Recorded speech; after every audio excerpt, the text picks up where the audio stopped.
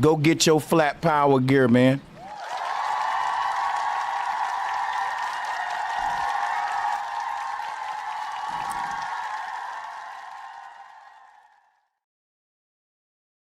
Oh yeah, I'm clean in my flat power gear. Look at me.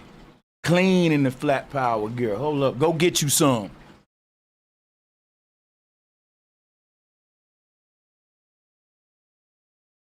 Woo. Oh yeah, we clean up in that flat power gear. Go get you some. Go get you some flat power gear, man. Let me show some love because y'all are really supporting the show, man. I appreciate it. Shout out to Shatter Realities. And shout out to Izzy, flat motherfucking power. Shout out to D. Allen Warren. Said, salute, the other show was fire, thanks. Oh yeah, man. That's why I'm doing this one, to keep the energy going. We're going to probably have a couple debates. We're going to let y'all call in. We got somebody on now. We about to get to the callers. Shout out to Meme in USA. Thanks for the knowledge, bro. Hey, thank y'all for the support. Shout out to Own the House. It's Sogiometric. Email 2 beats. People whenever. Will do. For real. Shout out to my brother John. Black motherfucking power, the great reset. Thank you, bro Sanchez. Thank you, bro John. And once again, shout out to Question Everything. We really appreciate y'all's support right off the bat. And this is what we're gonna do, right? Somebody said spit a hot 16. I can spit a written 16. Well, you know, the thing about the written shit is more prepared. So yeah, I can spit a written 16. I can spit a hey, don't let me go up and grab the rhyme book, man. Don't be requesting that, because you know I'll spit it for you. Shout out to my brother Astro 40K.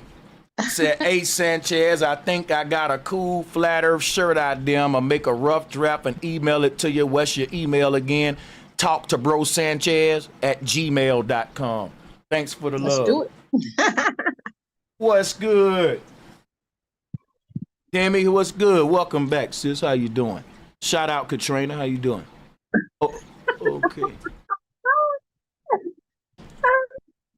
Somebody said, what I know about the swastika, the symbol represents a vortex, like a spiral of it. Like, think of what they're trying to give you for the Milky Way galaxy. It's the fact that the secrets of creation is vortex energy. That's what we found out in Nazi Germany, but Hitler was tapping into. Thank you. Thanks for having me. I'm honored. Okay, so Demi, how you doing? Can I get a mic check from you? Do you have what you got for me today? I want to make sure that ain't nobody impersonating nobody or nothing like that. Demi, you there? Shout out to Pop Trey. Enough respect, bro, on teaching the youth. Man, I appreciate you on that. And not to toot my own horn, my teachings go to the next level. It's one thing to teach somebody. It's another thing to enlighten that person. That means to spark a flame within them. I just heard echo. Yeah, I just. Oh, okay. Oh, no. Hey, Demi, you know what? You hear me? Demi, turn off your YouTube video because you're on the call now. If you're hearing this through the YouTube video, shut me off and come talk to me directly through the Zoom call. That's what's wrong with your situation. So when you get this message, because it's gonna be late, you listening through YouTube, turn the YouTube off because you on the show now, and just talk to me through the phone call, and that'll solve your problem. The echo gonna be there until you do what I'm telling you right now. Yeah, there you go. There you go. Now we good. There you go. We can hear you. Thank you. Welcome to the show. Thank you for having me. I'm honored. Yeah, it's a simple mistake. We all make it. We be on the call and on the show, and they give you the double up going. So yeah, whatever you got for the people, I'll mute up until the end. I'm gonna just run my mouth and greet people, read super chats or whatever. Oh, no. But the call is open. The call lines is open for sure. Oh no, I'm absorbing the information. I'm absorbing your information because I always have been for years now. I just haven't really expressed myself about that. Okay, well then to on this show you will, so that's what's up then. Yeah, Yes. you know, you chilling. We this is a down to earth vibe we got over here. And we always got fun games to play in the flat earth community. And I invented some of these games. One of my favorite games is can we find a real rocket in space? I think the Parker brothers ought to help me make that game. That'll be a top seller because it's quite a challenge. I mean, it's quite a challenge. I think Milton and Bradley, you know, I think they would have said that's a good idea, Sanchez. Can you find a real rocket in space? That's damn harder than Waldo. If Waldo can be a game, now I know this can be a fire game, now won't it? And a nigga wouldn't be able to find Waldo. They wouldn't be able to find no real rocket in space. And they'll try to do it for generations and this game will be selling. Yeah, they ought to, man, Parker brothers ought to help a nigga, you know, sponsor this game. They can get 50%. I got the idea, they come with the money. Can you find a real rocket in space? People will play that. Drop a 1 if you will play that. If you will play that, yeah, at a party with some drinks, niggas will be like, damn, Net's image. Is that real? Oh, he still didn't get it. And people like challenges, you know. This one you will never win, no, trust me. You ain't never gonna beat this game. Right. Hey, that's crazy, man. Oh shit. God damn, boy, that's funny. Damn. So we never been we never been to other planets, not even the moon. That's fucked up. You know, I can go anywhere with my green screen behind me. We can be in Jamaica right now. Yeah, once I put that green cape on, I can fly anywhere. That damn green cape. I'm telling you, man, you can be from, hey, that shit killing Superman cape. Because I can just flash from Paris to goddamn New York in a second. That green cape, the truth behind your back. Nigga put that green cape behind his back and fly anywhere instantly. Anywhere. And that's what NASA found out. Let's go to Venus. Okay, let's go to Jupiter. And that just means same green cape. And we can project what kind of planet you want this rover to be on behind that motherfucker.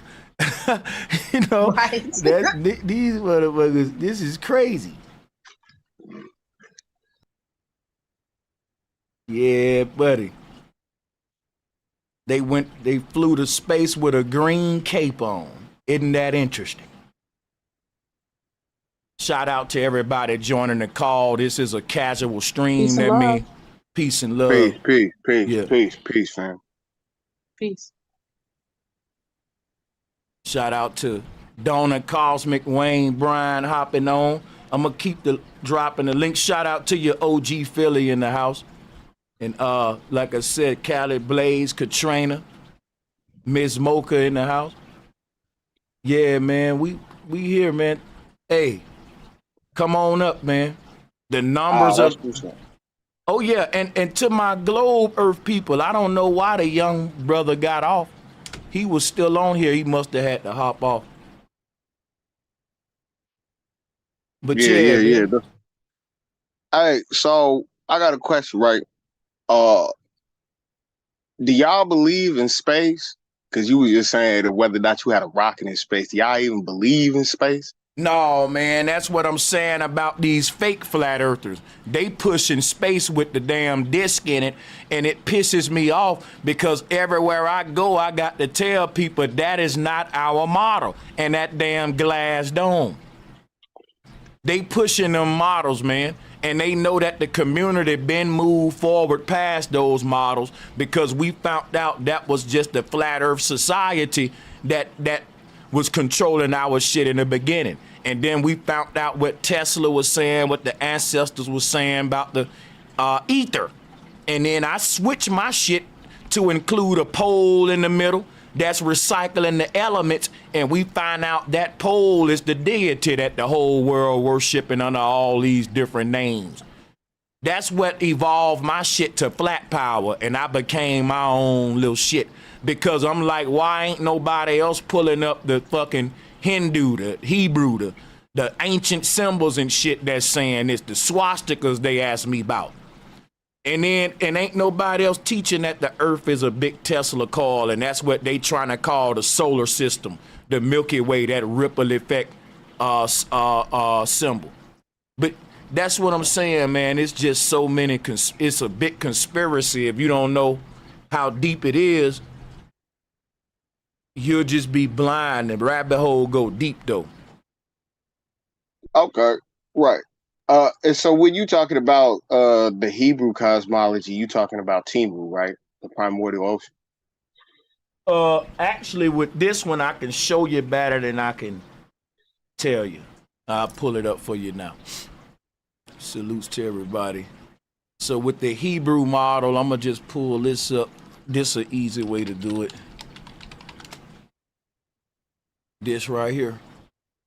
This the perfect, most perfect example of the Hebrew. There you go. Okay. Shout out to Von Hall. Love your mind. Thank you for the awakening. Thank you, my sister. I appreciate that. I appreciate that. So, according to this, basically like the great deep. I'm gonna put this back up, but let me just take some of this other stuff down. Go ahead. Yeah. Okay. So according to that, basically, you are referring to the great deep, right? The primordial ocean. That's like shalom within that cosmology.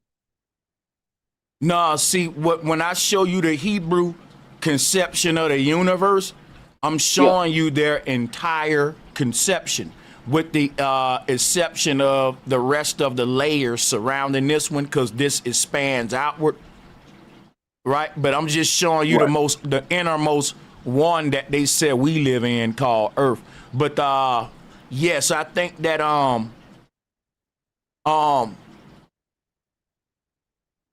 yeah, but so what I'm saying is, look at the top left corner. Ancient Hebrew conception of the universe. Earth is just a line splitting this bubble in the middle. It's one aspect.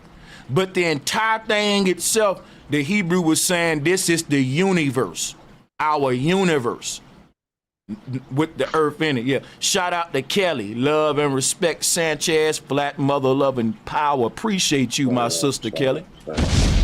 So shout out to you, me, myself. Yeah, go ahead, my brother. You got it. For sure. Yeah. So my understanding of the Hebrew philosophy is that they were actually referring, when they said the primordial ocean, they were referring to what we know contemporarily as the electromagnetic spectrum.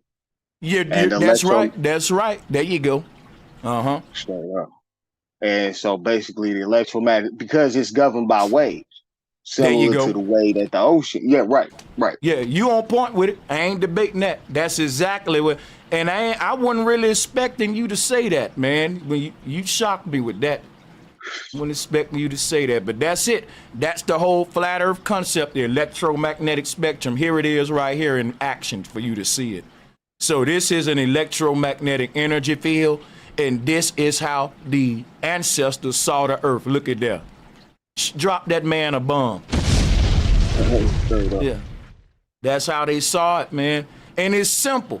People complicated. You don't got to even agree with this model to understand that. That's what they was seeing the earth as. So it's to say that the ancestors had a science to their model. We don't. We just got green screen, computer images, and liars. At least True. they, and they got a science of electromagnetism, which ain't nothing else make no sense when it come to how this shit could have started. What could have formed it or shaped it into its form. And magnetism is just genius. And Tesla was right. Think in terms of vibration and energy. Yep. So that's what I said. Yo, I got to do my life with this. Hell yeah, I'm gonna continue these and teachings. Basically, this would be saying that we live in a globe type structure, but instead of being on the surface of it, we're on the center of it. Damn right, flat motherfucking power. That's all we telling them knuckleheads. They act like we denying the globe concept. We globe earthers too. We just know that we live inside the globe. That's why we said we inside the atmosphere.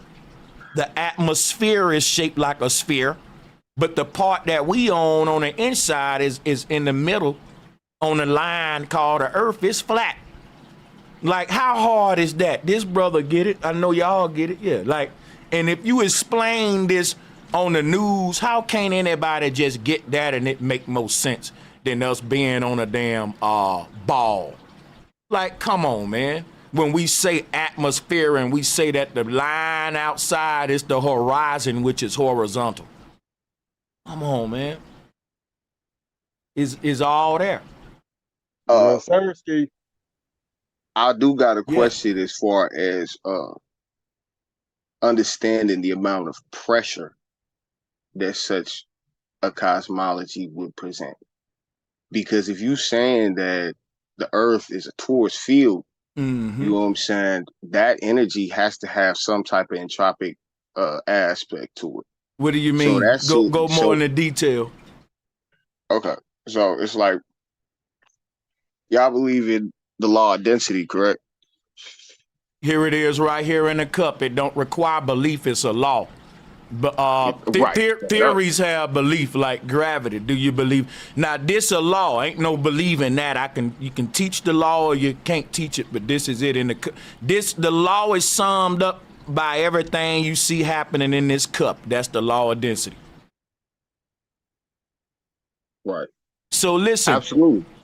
Now listen real quick, right? Just on some other shit. This cup right here, I want you to look at it like the Babel Tower. Hello? Yeah, can you hear me?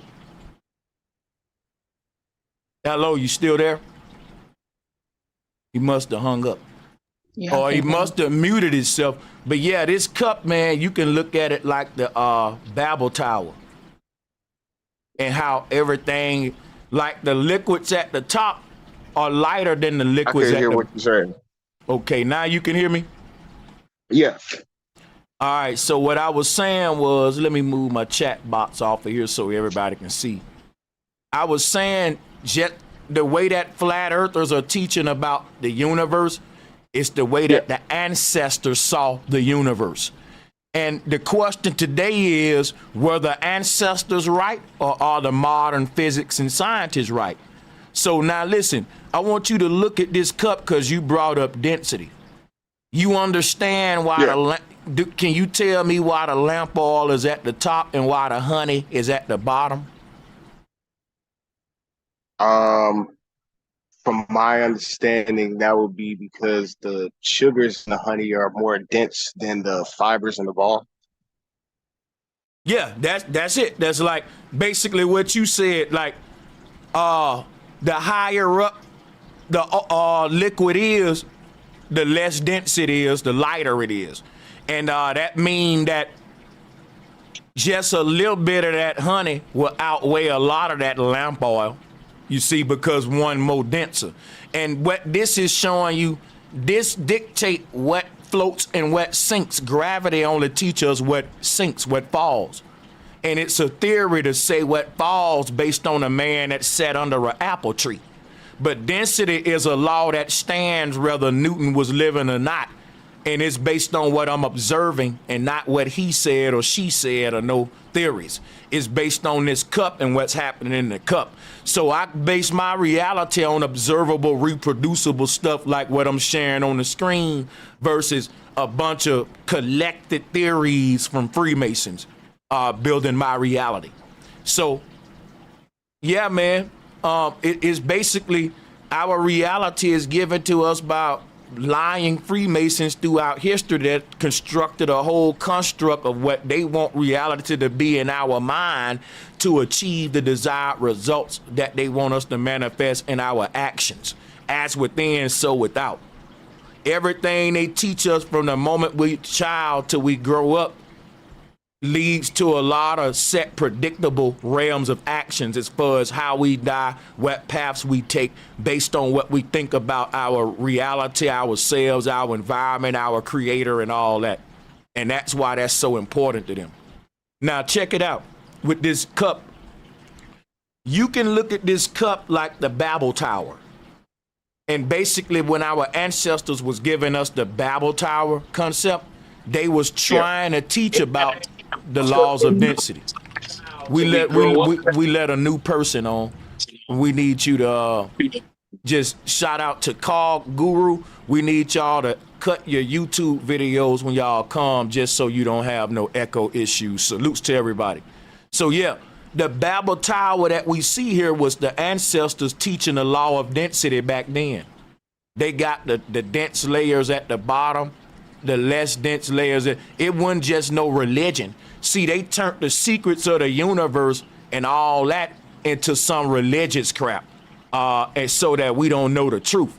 But the secrets of all this stuff is a Tesla coil. If you pull up a Tesla coil, man, let's go back to this. This the Saturn, God Saturn, that they was worshiping right here. See here? That's all I'm saying. So let's pull the, when you wrap that wire around the Tesla coil, like this is what Earth is. Earth got the power itself. All right. And the question is, if Earth is powering itself, Earth is a energy generator. And now we talking mechanical. What kind of energy generator? Anybody ever worked in electricity? It's a fucking Tesla coil. That's what the Earth is. It's a huge Tesla coil.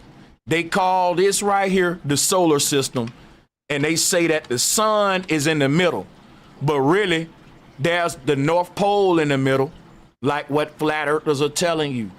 This is based on a Tesla coil right here. Everybody that once knew this, they plagiarized this into something else. And, you know, Earth is a machine, and they don't want us to know that because we'll know the secrets of how to harness energy from the ether. This ain't a bunch of fairy tales right here. So when we look at images like this, yeah, you got the heaviest dense layers sinking below, and then the light layers rising up. So nature is organizing the elements based upon density. Even when we cut the ground open and look at the layers of dirt, the heavy rocks and heaviest dirt, them be the lower layers. And the lightest layers of dirt is at the top. Nature is a neat freak. She organizes everything, and they want you to think this world is just a random mistake with all these intricacies that I'm showing you. See what I'm saying? So, yeah, man, like this is so simple, and it'll show why things fall or rise and all that, even on a macro level. Yeah, I was definitely about to say, I definitely have some questions for that. Mm-hmm. So, do you believe that some of the metaphors in the Bible, and I do believe that a lot of stories, especially when you talk about Genesis, because a lot of times it's referring to sometimes thousands of years before the person who actually wrote it said it. So I think that some of those things may not be purely scientific. I definitely think they have some social. Well, I understand what you're saying, but here's what I want you to realize. Everything in the Bible is scientific, but it's written in a mythological way. For example, right, if a person is lost their life, what's that thing called, my brother, the defibrillator? Clear, and it shock them back to life. Ain't that a defibrillator, y'all? Yeah, that's right, Terrence. Yeah. Now listen, if a person in the ancient world was dead and they was like, give me the defibrillator, boom, bring them back to life, you just resurrected that person. Now what I'm telling you is the ancient people had a lot of technology back then that we got today. And they wrote about it. They talked about bringing the dead back to life with certain instruments. And they went into mythology as them using magician wands and all that to raise dead. They used staffs. But I'm telling you, during medieval times and Shakespearean times, anything scientific would have been written in a public newspaper from a mythological, romanticized viewpoint. So instead of saying the doctor cured 10 babies with the defibrillator, it would have been God resurrected 10 babies on the day of the Lord, and Pentecost was full of joy, and the people was, but it was still them using instruments and technology that we using today. They just told it. See, the Bible ain't meant to be read. It's meant to be deciphered, for one thing. Those were not miracle workers. They were scientists, or what the Bible called wise men. That's an ancient word for scientist, tech guru, engineer. Go look it up. Moses used the staff to split the waters.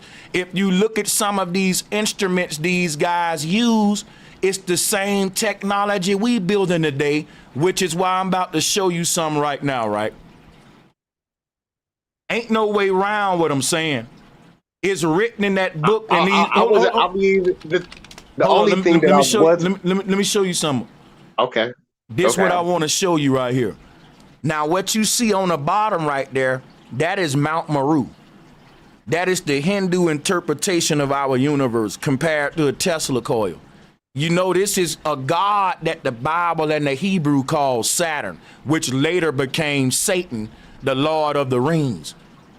Now, in churches around the world, people think Satan or Saturn is a bad guy, but the word just means saturation. It's talking about how the energy in the middle of the Tesla coil at the pole will expand outward throughout the copper coils, and it saturate the entire spiral from the inside out. The energy will expand and eventually reach the outer ring of that spiral. That's called saturation. Like soaking a towel in water, you saturate it and it slowly absorb all of the energy till it's fully absorbed, just like these copper coils. Saturn, saturate. There's a science to these gods, which is why I got Saturn next to a Tesla coil. So when somebody come up to me talking about mythology, I say, okay, so are you gonna decode it? When a person say that myth ain't real, I say that myth is personifying a real concept. Either you know the secret behind it or shut your mouth about it. You don't need to be talking about occult things, because the Freemasons use the Bible for a reason. It ain't because they believe a man walked on water. It's because they know how to decipher the technology and science out of it and reverse engineer those ancient concepts to control us with the day. So I'm a little confused because you believe in Saturn, but you don't believe in space. So I don't believe in Saturn. I'm telling you, Saturn is a mythological deity that don't exist. The one you're calling Saturn is personifying a Tesla coil. You telling me you don't see my screen share? And the questions you asking is so dumb in relation to what the conversation is. I'm telling you that all mythologies need to be decoded. There's some advanced science behind every myth. There's a reason Buddha wrapped himself in a snake and Saturn got the ripples wrapped around him. If you don't know the science behind it, then you'll think this just a dumbass myth. And that's what they want us to do. But here is the science behind why Buddha wrapped himself in a snake, why Saturn is the Lord of the Rings. It's talking about the solar system, which is really the color system, because the C and the S are interchangeable like the word ceiling. The color system is the solar system. It's showing you each ring is its own frequency band like each color. Right, bro? Like, I'm not finna sit here and reteach shit we already know, though. I'm just giving you a taste of showing to answer what your question that you asked is to show you I don't see mythology. I decode mythology. I was a Christian. I believed in the Bible literally. That didn't do nothing for me. It didn't empower me. When I started to decipher the Bible, that's when I became a teacher and not a servant. And now I'm able to teach others the truth that they don't gotta believe they can know it.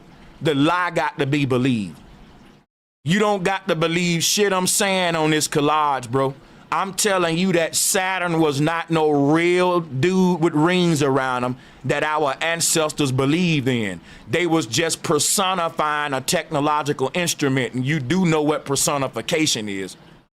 You know how when we watching a tool commercial, they had a hammer talking? You know how they had a screwdriver saying, pick me up at Home Depot and get you some screws too. And the screws have a mouth on them, and the screws say, yeah, don't forget us. They got the tools talking. That's called personification. Same thing in the ancient world. They created tools and personified them as men. They personified this Tesla coil as Saturn and many other Buddha wrapped in a snake. To teach a story of something real through a parable. You use a fake story to teach about a real thing. And people think because the story fake, the thing fake. Because they don't know about personification. I can't help you with that. It's easy. Go research it. But salutes to you. I ain't trying to debate you. I'm just passionate for you to research ancient cosmology. It'll answer most of your questions. Shout out to Leonard Robinson. Shout out, appreciate the support. Let me read. It says, salute, bro Sanchez. Shout out to you and Kelly. Appreciate that. Love and respect, flat power.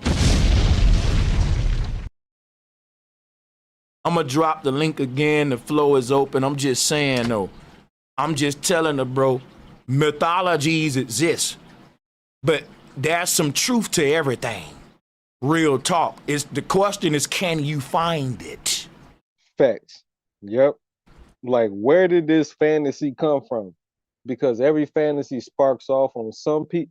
Everything is imagination, my nigga. But yeah, peace and power was cracking. Salutes to me, myself, in the house. Exactly, what's cracking. But yeah, you already know it. We got a situation where what we imagine, right, is what happens in reality. They call it manifesting. They call us man for a reason. And shout out to Key Norfolk because shout out to Key Norfolk for sure. Yeah, but it's like, oh man, manifestation. But yeah, and then I went deep and you're like, yo, manifest is what you have to do when you have a ship, like in maritime law, when you dock, when you board, when you port, when you ride across the waves, there's a manifest that docks and marks everything that every ship across the waves or the waters of the deep or God is not what happens in our whole imagination and consciousness. There's called the what was the word I was just using? I'm sorry, I'm a little lit. It's my birthday though. I'm a Gemini, straight up and forth. Yeah, 14th. Shout out to Trump because his birthday today too. Shout out to all the Geminis. Big 4-0. So I'm already lit. Hey, brother, I wanted to ask you a question about what you just said, bro, about man. Wait, I'm gonna keep going deeper down the rabbit hole. Yeah, I was gonna ask you, bro. Do you believe that the mind is either inside or outside of the body? I believe. Hold on. And this ain't a belief, right? This is something that I know. And you can know it too if you just think about what I'm about to say. Now watch this real quick.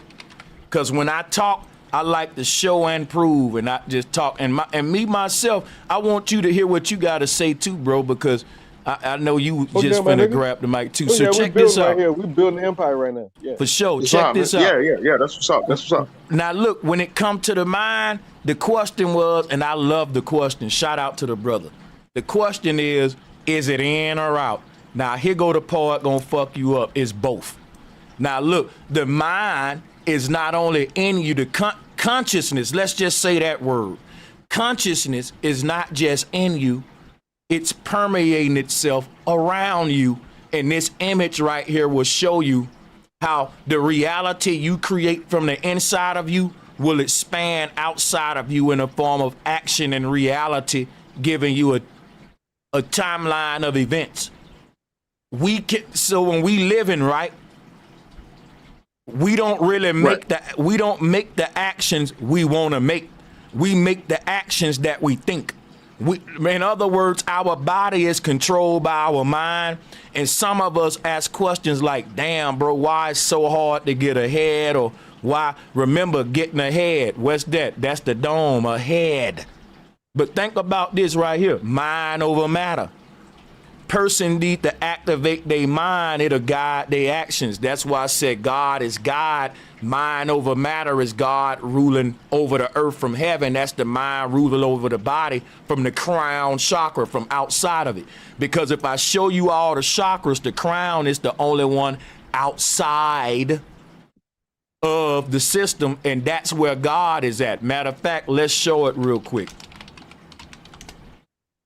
Let's show it real quick. Here go the crown chakra right here. Let's pull this up. It's the only chakra that's outside of the earth, which is God. The earth is the body, y'all. This whole simulation is the dream of God sleeping. God is a white light that's anchored to the body. You see this white light above the head? Think of a hot air balloon with a bunch of strings on it. It can't leave the ground. That's why that little white light, it'll follow you wherever you go. You see, now watch this. When your body die and your energy leave the body, that little white light above your head gonna shoot the fuck off like a bullet out of a gun. So your body is a projectile instrument. Did you hear me? Your body is like a bow and arrow.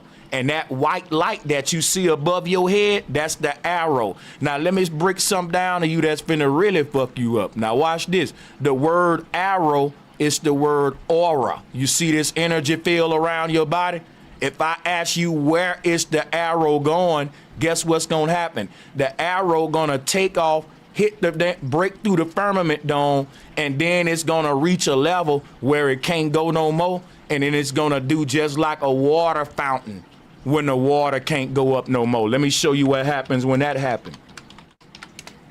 When your energy blasts off, watch this.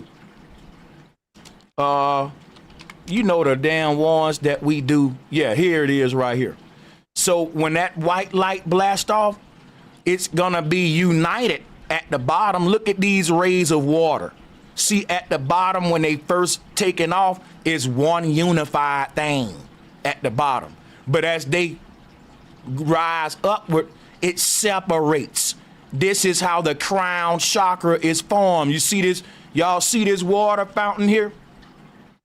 Let me show you. See that? You see that pattern? Now let's look at your crown chakra. You see that above your head? Now listen, this what's going on right here. When this white light takes off, just like with anything in the universe, everything need energy to propel. This is what they trying to reverse engineer into rockets. Our body is projecting our spirit up the stairway to heaven with light energy. They can't motherfucking master this. They trying to reverse engineer this into all kind of propulsion technology at NASA. Now they symbol is a serpent. That's the Kundalini energy that they're trying to reverse engineer. Remember, arrow is aura. Watch this now.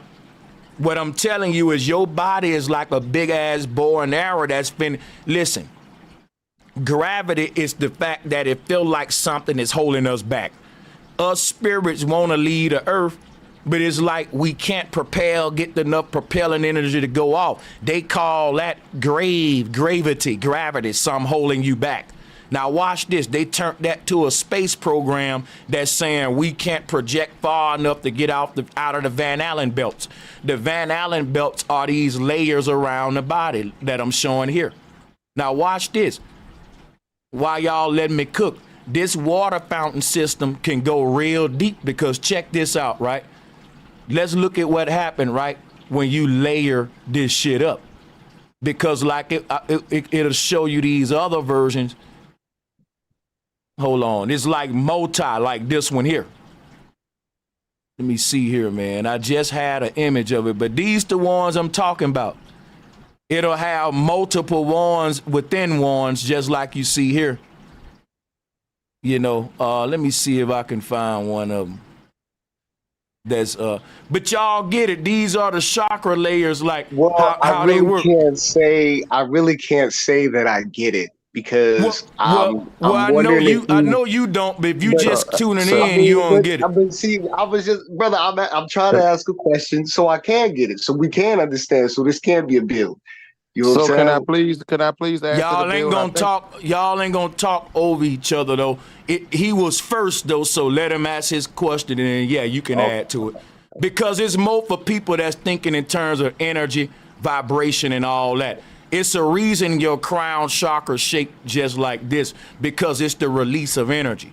To understand how energy release, it's good to study water because you can't see energy, which is why I put this up.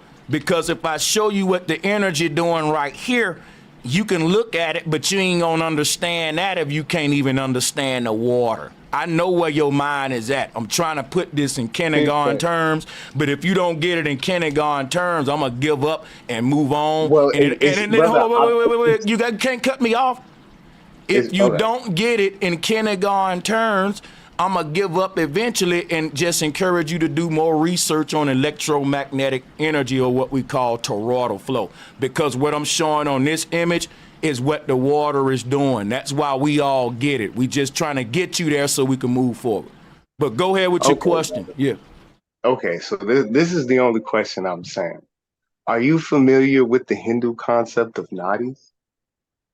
I'm familiar with the Hindu cosmology. You're bringing up deities. You're bringing up. Not. I was about to say no. Nadi is netter. Listen, Nadi. You ask a question, man. Be quiet and let somebody answer you. Nadi is like neti or netter.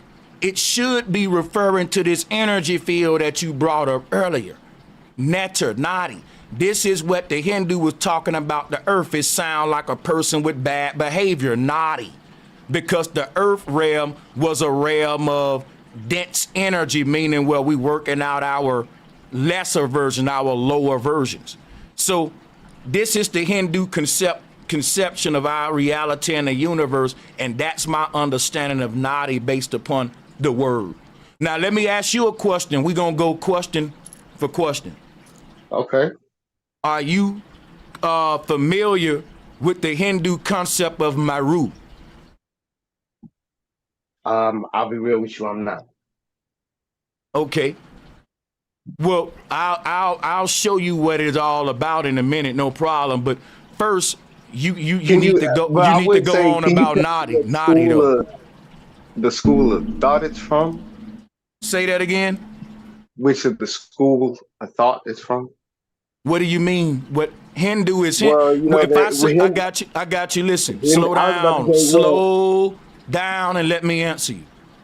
Calm down a second.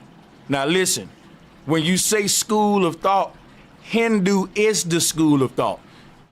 It don't go no deeper than when you say stuff like Egyptian, Hindu, Sumerian, Mayan, Olmec. To say school of thought would be ridiculous. Schools of thought are literally what the words say, like universities that gives you a thought paradigm, a degree, or credentials for it. The Hindus everyone in Hinduism does not agree with each other. Everyone in Hinduism does not agree on the same I didn't say they did, brother. You got Hindus that say that the earth is a globe too, because every group got a sellout.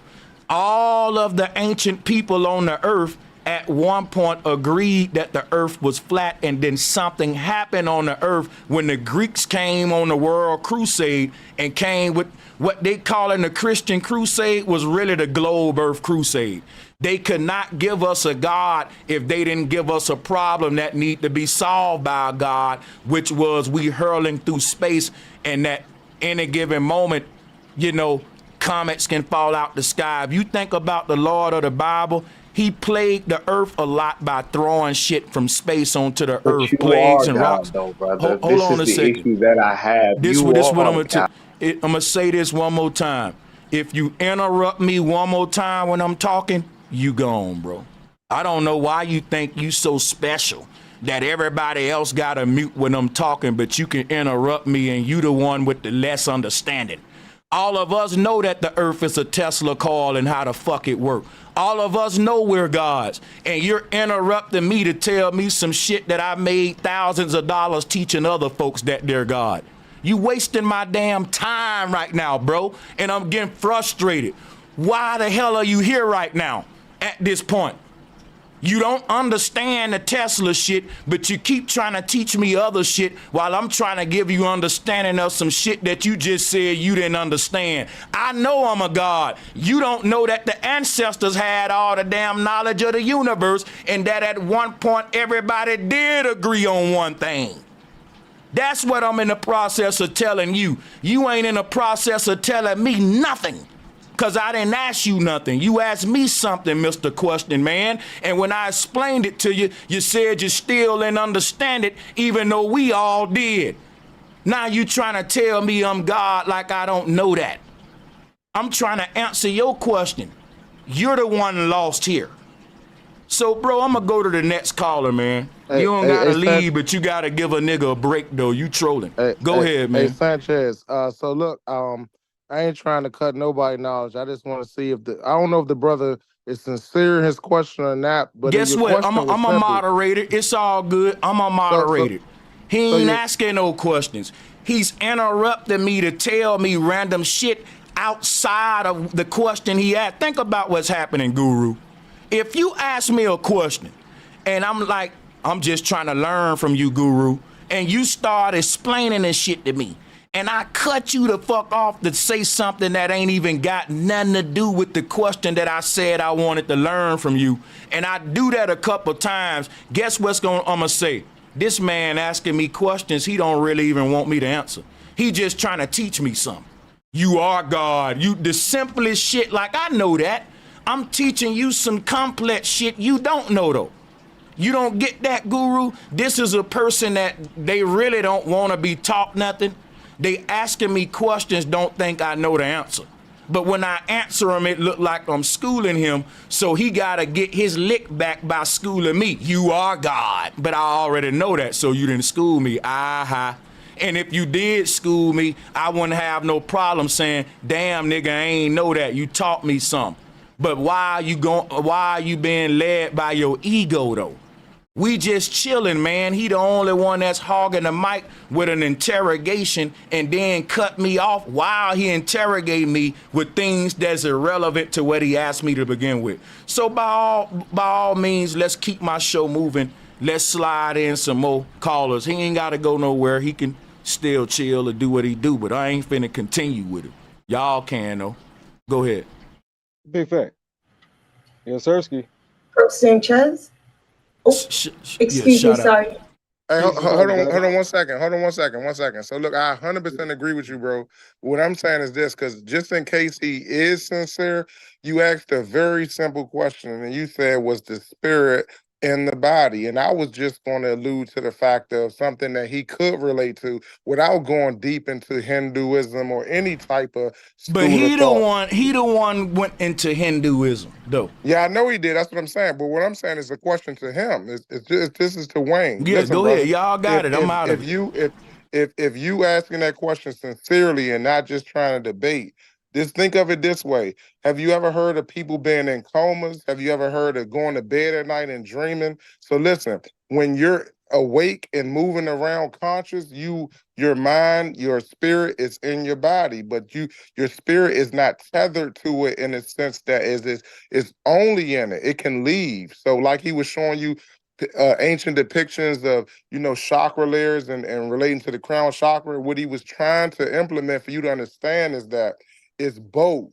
So yes, your mind and your spirit is a part of your body, is in it when you're in it, but it's people who can leave their body. Matter of fact, if you just think of like ancient monks or even monks now, you get to a level of meditation that you are no longer in your body. Your mind, the thing that the person that's thinking and listening right now, that right there is your spirit. And no, it's not locked in the body. Only when you're awake or when you're not meditating. And I want you to Oh, respond Guru, just for remember a that second. point. Yeah, remember that point about like you're taking, or it's something inside of you that allows you to see different than other people see. Because I think that a lot of these drugs, excuse me, I don't mean to use that word. And everything I say is for entertainment purposes only. This is all, just fantasy. And I'm not gonna use the word, but the things that the young niggas are taking, regardless of what it is, I call it pop culture, right? Because that's the perfect name for it. It's like hip hop, but I call it pop culture when they just pop, pop, pop, pop, pop, pop, pop, and don't read the label. And it's like, yo, you don't know what the side effects of that is for your psychology, for your dream state, or for your regular state the next morning when you wake up, how your actual body gonna feel and how it's gonna motion. The actual meta is being set by the people that you know. But yeah, y'all get it. Yeah, so so me myself, look, I'm Stay tracking with you, safe, but I don't stay want safe, I stay don't want to safe. get Yeah, beside the point. Wayne, I just yeah, want go you ahead. to answer real fast because I don't know if you're trolling, you're looking for debate or whatever it is, and I'm not judging you. I'm just saying, did you hear what I just said? Because your question was simple. You just said, is the I did. mind the I spirit? did, So brother. hold on. Did you hear what I said? And what's your response to that? My response is that I absolutely agree with you, brother. I absolutely agree, and I'm not looking to troll. I'm not looking to debate. I'm not looking to judge anybody's philosophy. Listen, I done been in the It's conscious not about community. philosophy, brother. Hold on, Okay, slow down. Let's do okay, this slow. okay, So okay. if you believe what I said is true, right? When you go to sleep, is your spirit still in your body or is it somewhere else? And just answer that part right there. Well, essentially, there is no separation between the spirit and the body. So you believe when you dream, you're still in your body and like I don't understand. That's a What I'm good. Yeah, go ahead.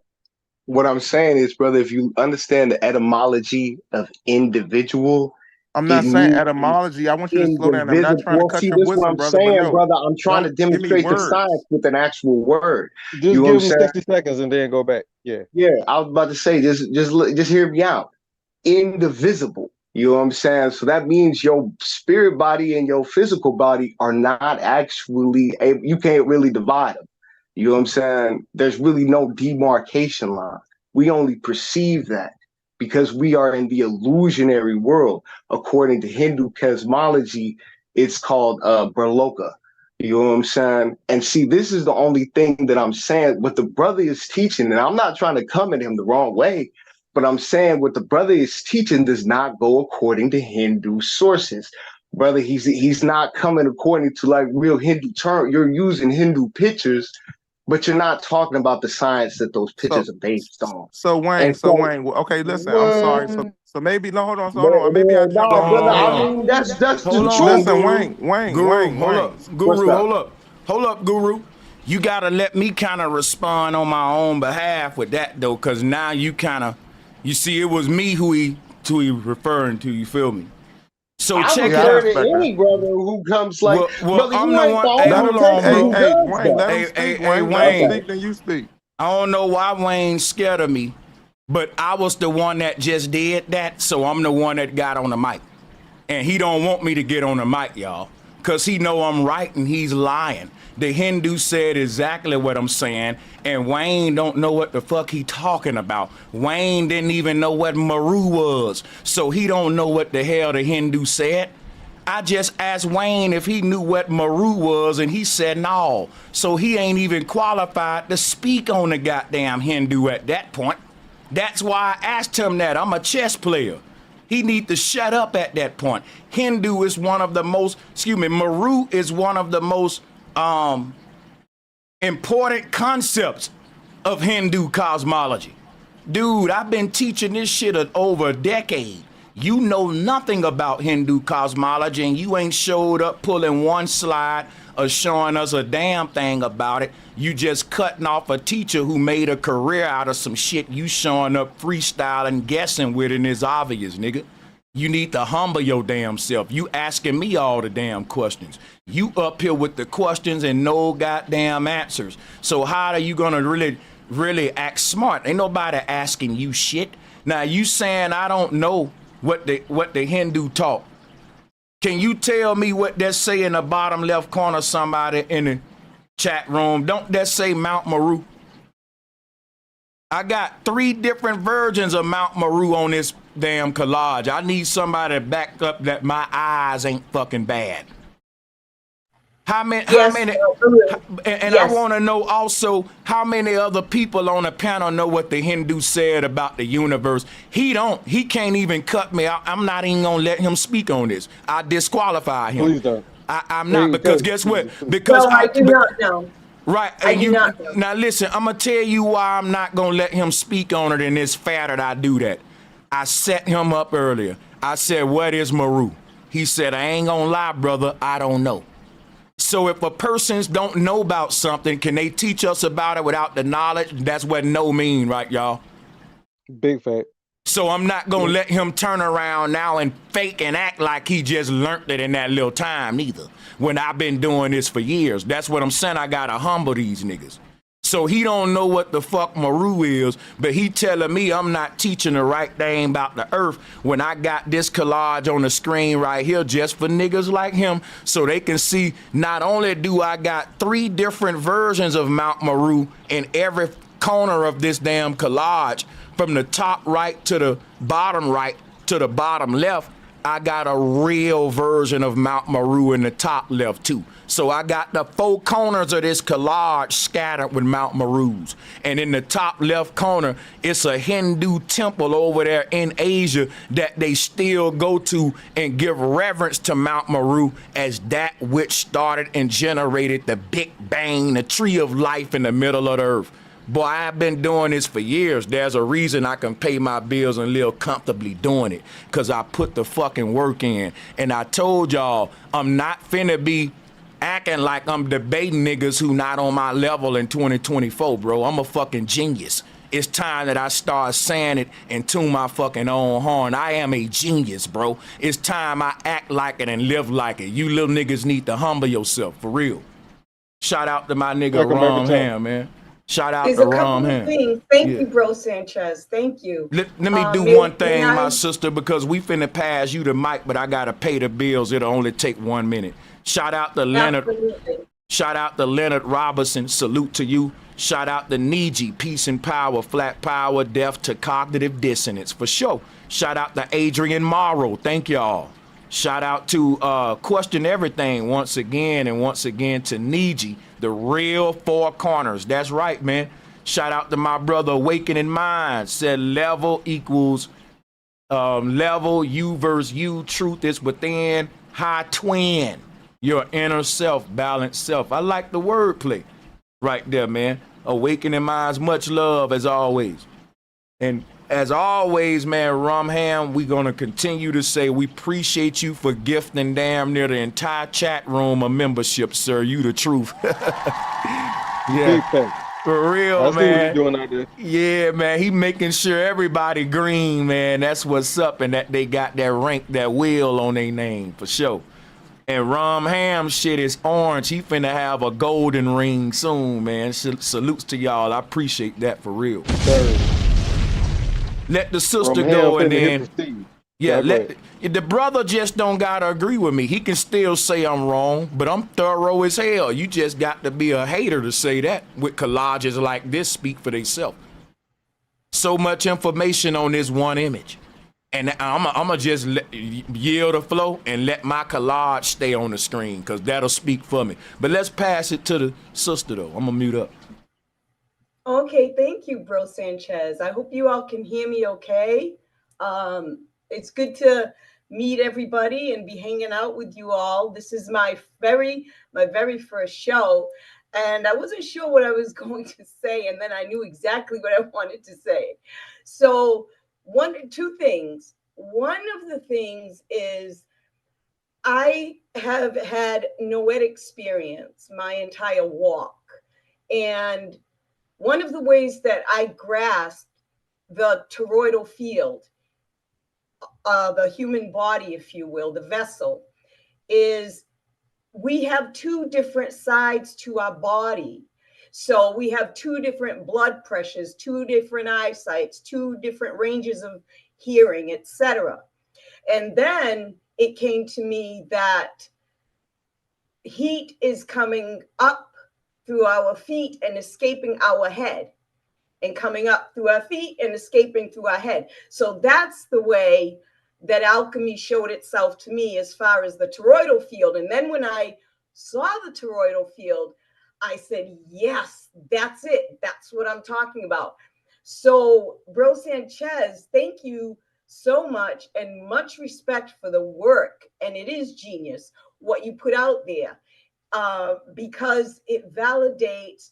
I don't want to use the word downloads. I usually use the word deep loads, but it's validating. Your work is validating a lot of information I get. Now, I said earlier, really briefly, that I did not know about the Hindu Meru, but I am aware of Mount Meru, the big, supposedly black.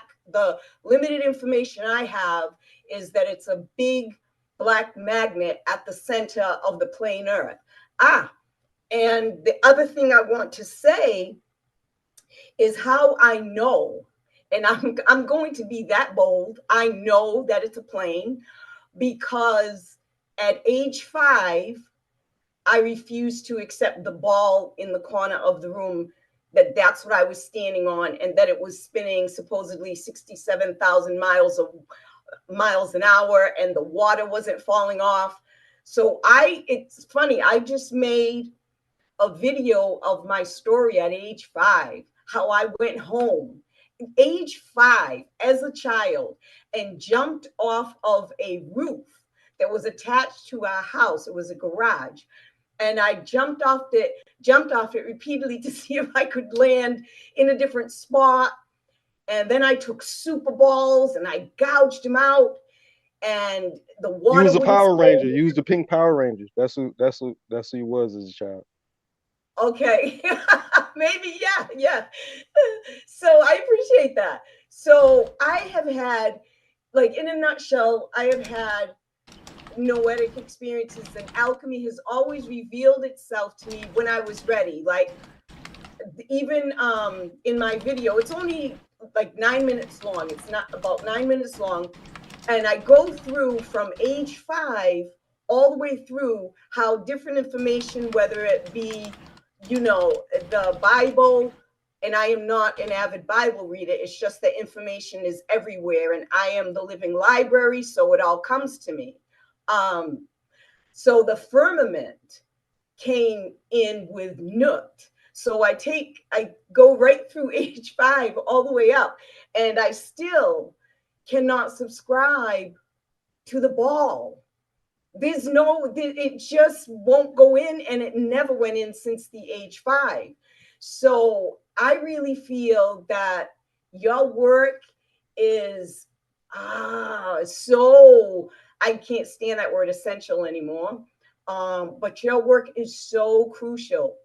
It is so crucial to be put out there on a wider platform, because the information that you have, the way that you sync everything up, the syncretism component that you bring to it, you're not just spitting out information, you're showing the research that you've done, you're using your alchemical nature, being the wizard that you are, you're using the god that you are, you're using everything and bringing it together to present it in a coherent fashion to people. And I really intend for you, Bro Sanchez, that your work really goes far and wide.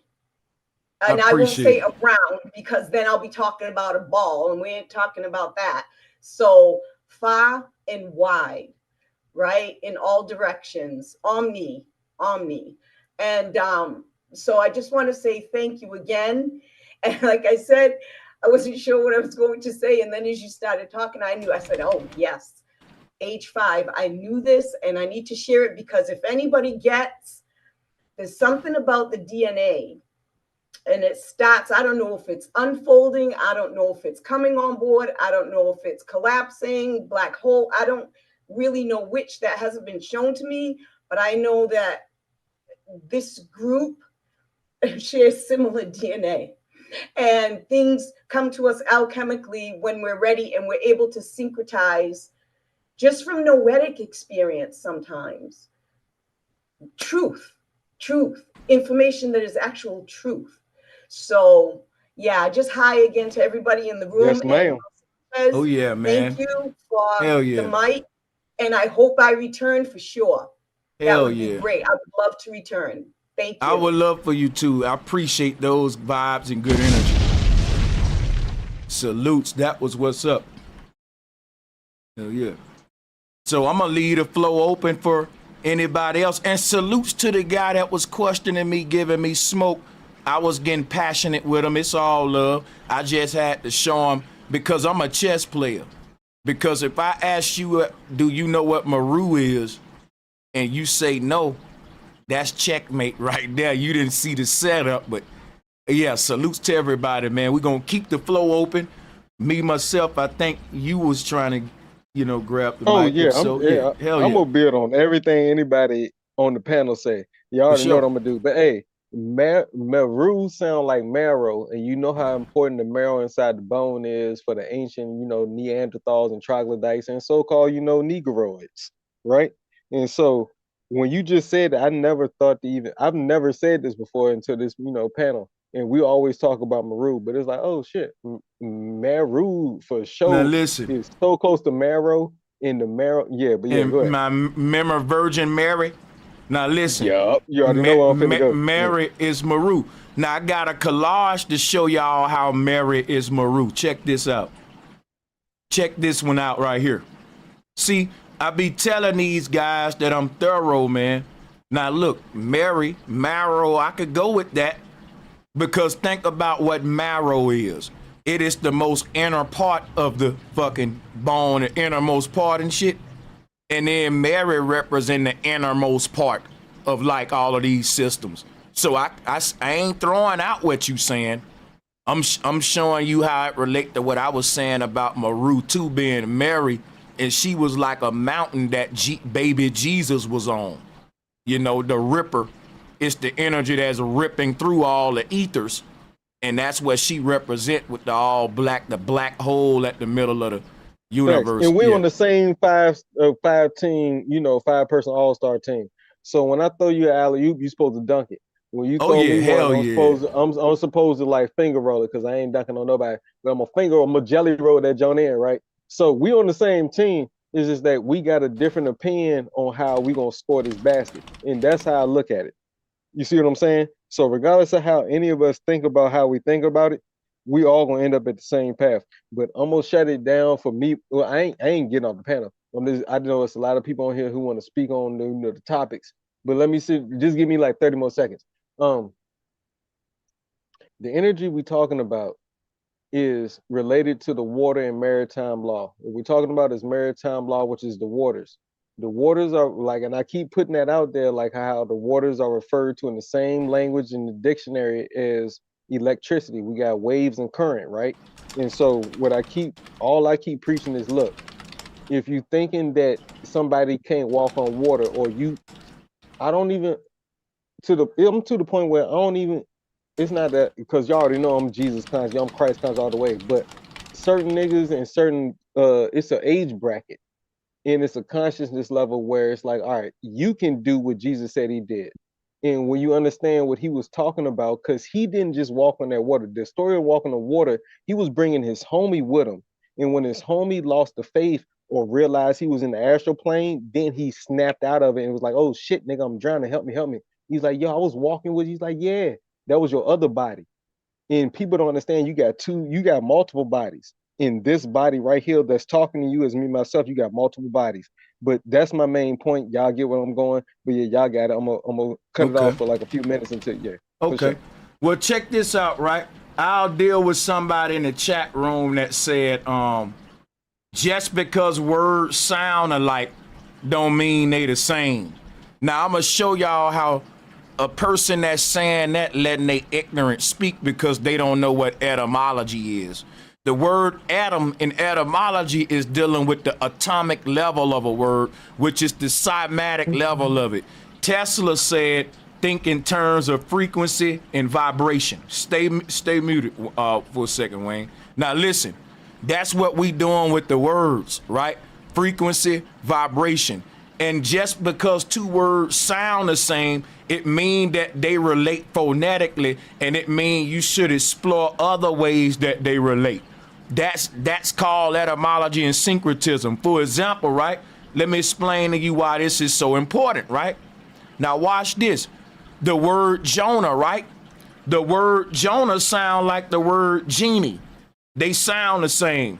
Now, if I go by what you said, right? That just because two words sound the same, that don't mean they are the same, then guess what? I wouldn't be a genius. And let me show you all what I mean by that right there. The difference between niggas like me and niggas who just said that in the chat room. Why he can never do what I do. Now watch this, y'all. Here go what Jonah represents. Jonah is a genie. The concept of a genie in a lamp, y'all, is literally why Jonah went in the well. And when the genie come out of the lamp is why they show you pictures of Jonah when the whale spit the water spout out. And you got Jonah on the whale spout. Watch this. See, dummies like that, they ain't qualified to do what I do. Watch this. Because if I was thinking like him, that's called closing your mind, not opening it. And that's what I'm telling you. Jonah coming up out the well via the water spout, it's the same Itsy Bitsy Spider story. When he's getting spit out the web, I can show you several other forms of this story based on me just saying, damn, Jonah sound like genie. Now check this out. If you look at the word Genesis, let there be light. That's when the genie left the lamp.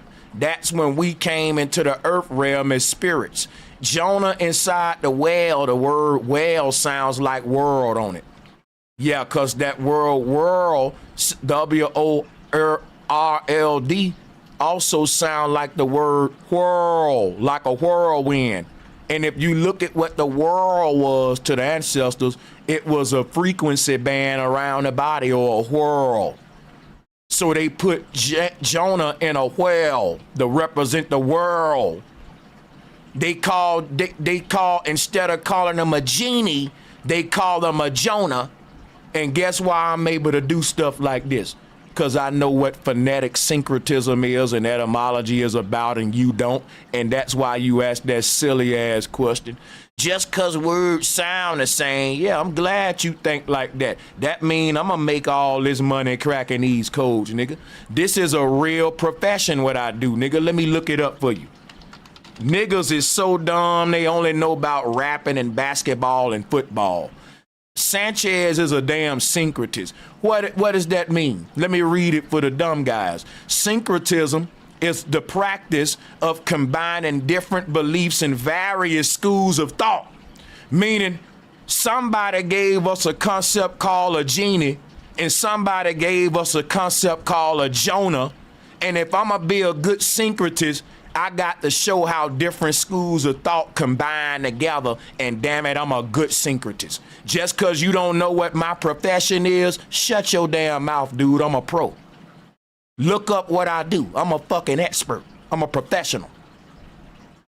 You can look up what I do online. I ain't making up shit. This is a practice that I've mastered, nigga. Just like a nigga working out every day and he a fitness trainer, or a nigga punching a bag teaching you fighting.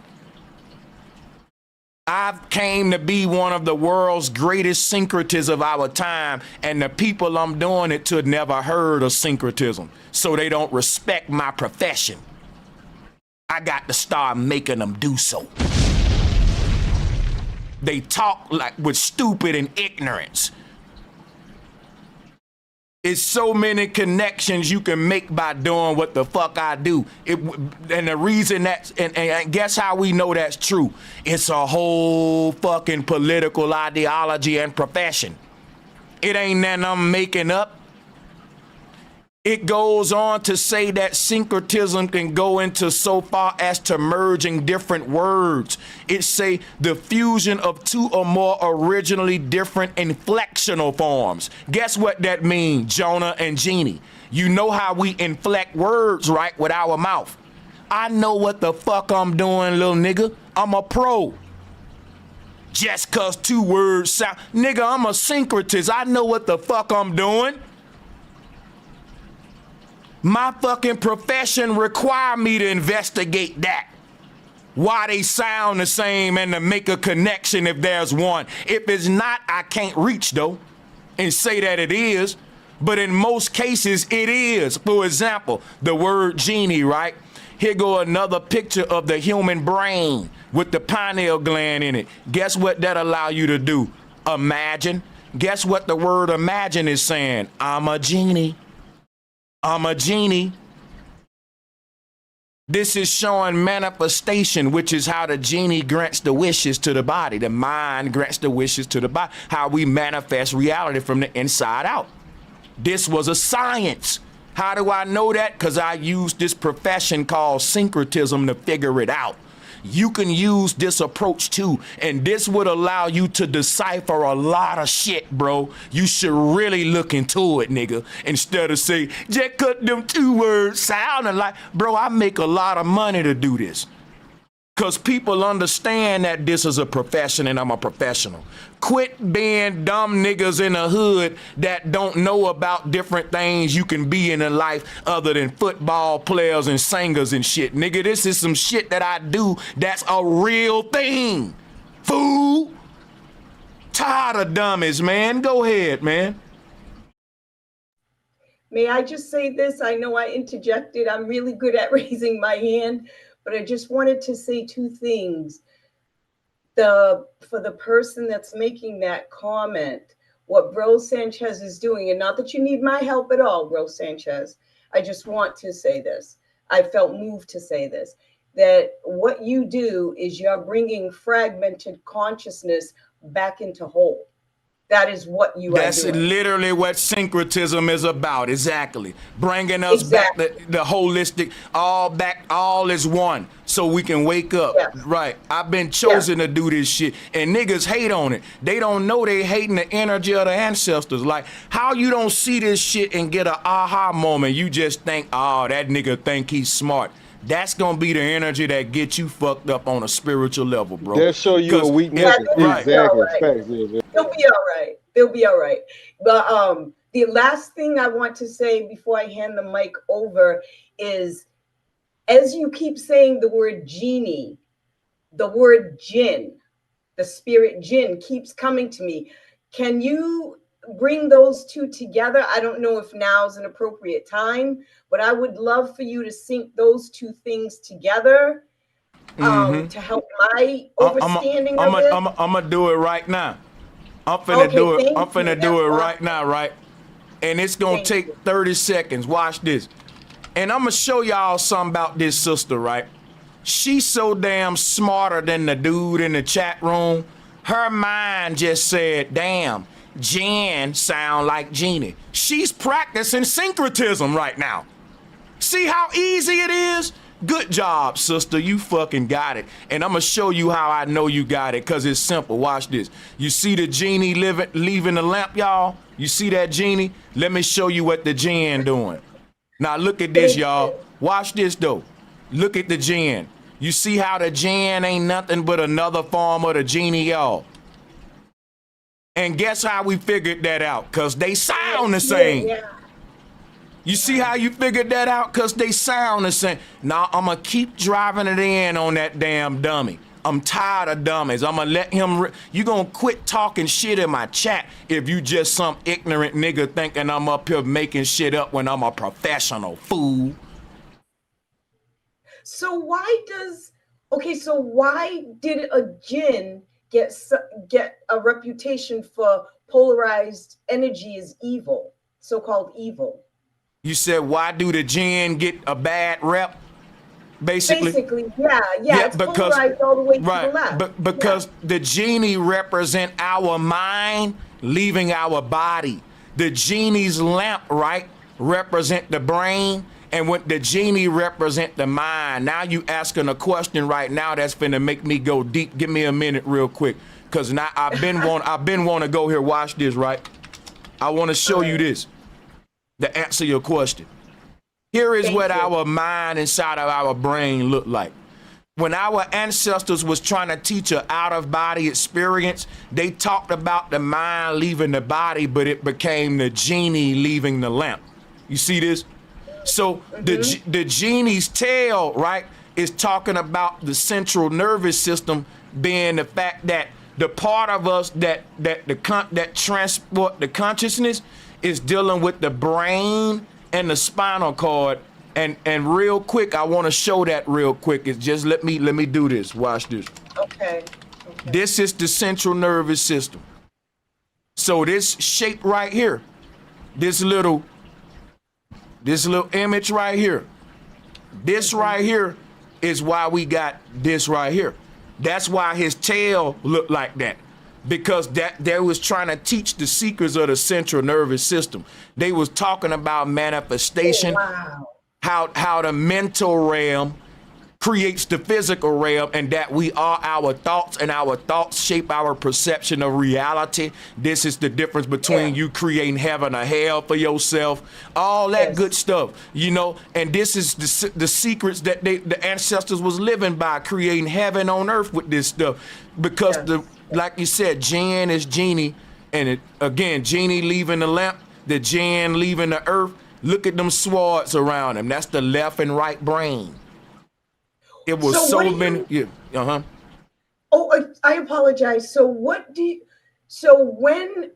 people give a testimony that they've seen a jinn, what's actually happening in their consciousness? Are they fragmented, projecting? I mean, we are projecting everything out, but what's really what?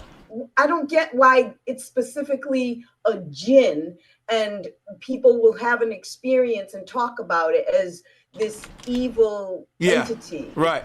That's what they want us to do. And that's what I'm saying. This jinn creature is synonymous with the modern Satan. But like I told you, Satan is Saturn, and the reason they trying to curse this, look at this right here, go another jinn in Hindu, this dude right here. You see he got the rings around him? That's Saturn. And the reason they want to curse this knowledge, my sister, is because this knowledge is the secrets of our spirit in the body. If they don't want you knowing, the word spirit is the word spiral. You see how he's making a spiral around himself? If they don't want us learning about our spirit because they want us tapping into Jesus and all these gods and churches, then they would call the part of us that we really need to be unlocking the enemy and adversary. And that's called a Kundalini. So think about this right here, right? Let me say this because this gonna really make you get it. Here's what we need to be studying. It's called the Kundalini energy inside of us. This is the science of our spirit in the body, emotions and all that, because that's energy in motion. People don't know what we are, which is why they can't control their emotions. We take antidepressants. The way we've been since birth been totally fucked. But if you look at the way the monks in some of these tribes live, they are in perfect mental, physically, spiritual health. We full of all kind of different shit that fuck us up. All I'm saying is this simple knowledge right here of taking care of ourselves is what we lost. This would make us God, slow to aging, leaving the body. It'll reverse aging and all that, and it'll basically knock down the whole corporate structure of our existence that's preying on our ignorance. The ancestors didn't need medicine, physicians and physicists and all that. Look at these people in the tribe. They live longer than us, and they don't got so-called experts telling them what to do, what medicine to take, none of that. They outlive all of us. In fact, when it's time to learn about the stars, we go ask the Dogon, but we got $10 billion telescopes, and we still asking people in the jungle how the stars work.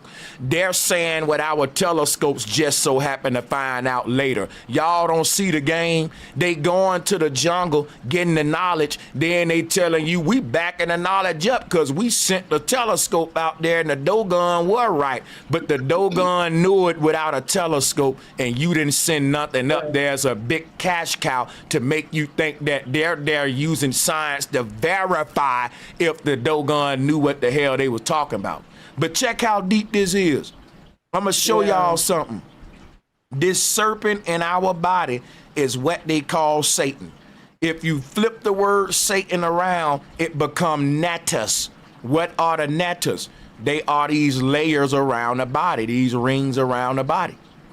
They are these chakra layers that I keep showing. These are the nattas right here. And so the word devil. I agree with that. Now listen, so the word devil, when with the word devil, when you flip it backwards, what do you get? Lived. This is the secrets of how life manifests in the underworld on earth, how spirits become fallen angels in the flesh. That's what they was teaching, but it turned it into the devil. Yep. Thank you. That was, yep. I got it. And in my, in one of my books, was it Naked? Yeah, I wrote a book, Naked, back at 2011. And when I was writing, I was getting all this information from my DNA and, you know, things like that. Polarities were flipping, right? And that's what you just said about devil. It came to me. I was looking at it backwards. Like, and I said, because everything started flipping and reversing for me.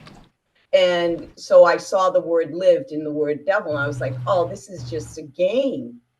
This is just a trick. Like, really? And all kinds of other awesome things came on board for me. But that was a really good explanation. I have a much better grasp now of the jinn and the genie. And I'm going to look into that some more, you know, because I always wondered about the people's testimony for that. Oh, I said last thing, but one more thing. I just love this information. I have a passion for this. The ships, you were talking earlier when you were talking in the presentation about so-called UFO ships. I call them airships. Now, I've actually seen one, and I'm not talking about the little white orbs that fly. I was actually a teenager. I was in the car with my then boyfriend of 5 years. And what were we doing? It was Cheech and Chong era. So we were smoking it up. And I got this tingling. Oh my God, wait a minute. I'm just realizing something. I got this tingling from the base of my spine up to my skull, blaring music in the car, smoke filled in the car. And I got the sensation all the way to the top of my crown, and something said, turn around. And there was this huge, what anybody today would call a mothership in the sky. Now, I thought I was the only one that saw it. I thought I was too high. I need to come down. Went home, like literally screamed, take me home. Got home only to have my mother and sister run out and say, did you see it? Did you see it? So it wasn't Big the fact. camera. Yeah, what you think now? What you think now? Hold on a second. No, let me finish. I was just gonna say that me myself, she talking to me, so let me get the first response. All right, so go ahead. Yes, please. Yeah. So what happened? The last part to this story is that I ran upstairs in my bedroom and I just needed to be alone, and because I wanted to make it I wanted that experience. I wanted to take back that experience. Just put it that way. And I went into my room and I stood with myself. And then the next day, all of the neighbors came out because it was late. It was nighttime when I saw it. All the neighbors came out and they were all talking about it. I asked my mother and sister what they saw. Nobody saw what I saw. I saw this ship, airship, nothing else to call it right now, and it was on an unnatural tilt in the sky, and it was huge. What they saw and what got reported in the paper was something dark that was blacking out the stars in that area. So, Bro Sanchez, take it away. Well, this is what I'm gonna do because I'm an honest and fair man. I haven't saw nothing like that in my life. So if I haven't saw nothing, what I'll do, I tell people this, and this is just some real things. Men and women have told their stories for years. And when we do that, it's because we want people to believe our stories, like the Bible. And it's because the people we're telling a story to haven't experienced what we experience. So I would say, to be fair, guys, it's something you know, but when you tell the story to others, you put them at a crossroads. What is that crossroads, Sanchez? Do I believe her or do I not believe her? And no matter which one I choose, it's still a believe it or not approach, which is what belief systems are all about. Do you believe in Jesus or do you not? Right? And it ain't even whether you believe in Jesus or not. It's just that if you say I don't believe in Jesus, you're an atheist and you still believe in Jesus because you believe in science, which is the church all over again, which is my point is it ain't a matter of belief at all. It's always a matter of fact. So when I talk to people, when I was young, I saw a ghost on the wall. I saw a shadow walking on the wall, and there was no human around to project that shadow. And that shadow was walking toward us. And we was smoking, I ain't gonna lie. And it freaked me out. I went home crying. That day I believed in spirits. As a grown man, I questioned my child mind, and I wonder to this day, was it something that I didn't know or something else it could have been on the wall? There were guys that saw it with me too, but they were all laughing. I was the youngest one, and everybody was laughing, but I was crying. And older now, I'd be like, what if they all was playing a joke on my young ass? But to this day, thinking about it gives me a feeling. But I say something. I don't tell that story a lot because it'll open up a conversation of do you believe in ghosts or not? Now, guess what I really want people to do? Deal with knowledge and knowing. What do you know? Right? And when a person talk, they either gonna tell a story or they gonna teach some knowledge. And I try to stick to the teaching of knowledge versus telling my stories to people. Because then I put them in a position to believe me or not. People in the chat gonna be like, I don't believe her, I do believe her, and all that and shit. And sometimes I think on a spiritual level too, sis, some things that we see that's only shown to us may be a test. It may be a spiritual entity saying, can this person see some stuff from the other side and not say nothing about it? And then we gonna show them more and reveal some of them on some Morpheus Neo shit. But if we give them a little glimpse and they go blurt it out, then we know we can't really bring them into the secret. Like, Yo, shit, hey, my nigga, hey, that's why I ain't seen it. Hey, y'all go ahead. Hold on, me, myself. Thank you, bro. Bro Sanchez, I never thought of it that way because when that happened, I denied it, even though it was a direct experience, and I knew it because that's the way we come into knowing, right? It's through direct experience. And I held it. I was 14, age 14, and I held it. And then by the time I got into community college, nobody knew. I walked into my professor's office for physics to get some help, and he had them all over his walls, and I turned around and I walked back out. And I got the courage because it just freaked me out. And so I got the courage and I went back to him and I said, what's this all about, basically? And he said, this is a phenomena that no one can really explain, blah, blah, blah. And I said, and something told me to tell him in that moment, intuitively, said, tell him. And I said, I've seen one. And he said, oh, and he was fascinated with it. And he said, where are you from? And I said, New Bedford.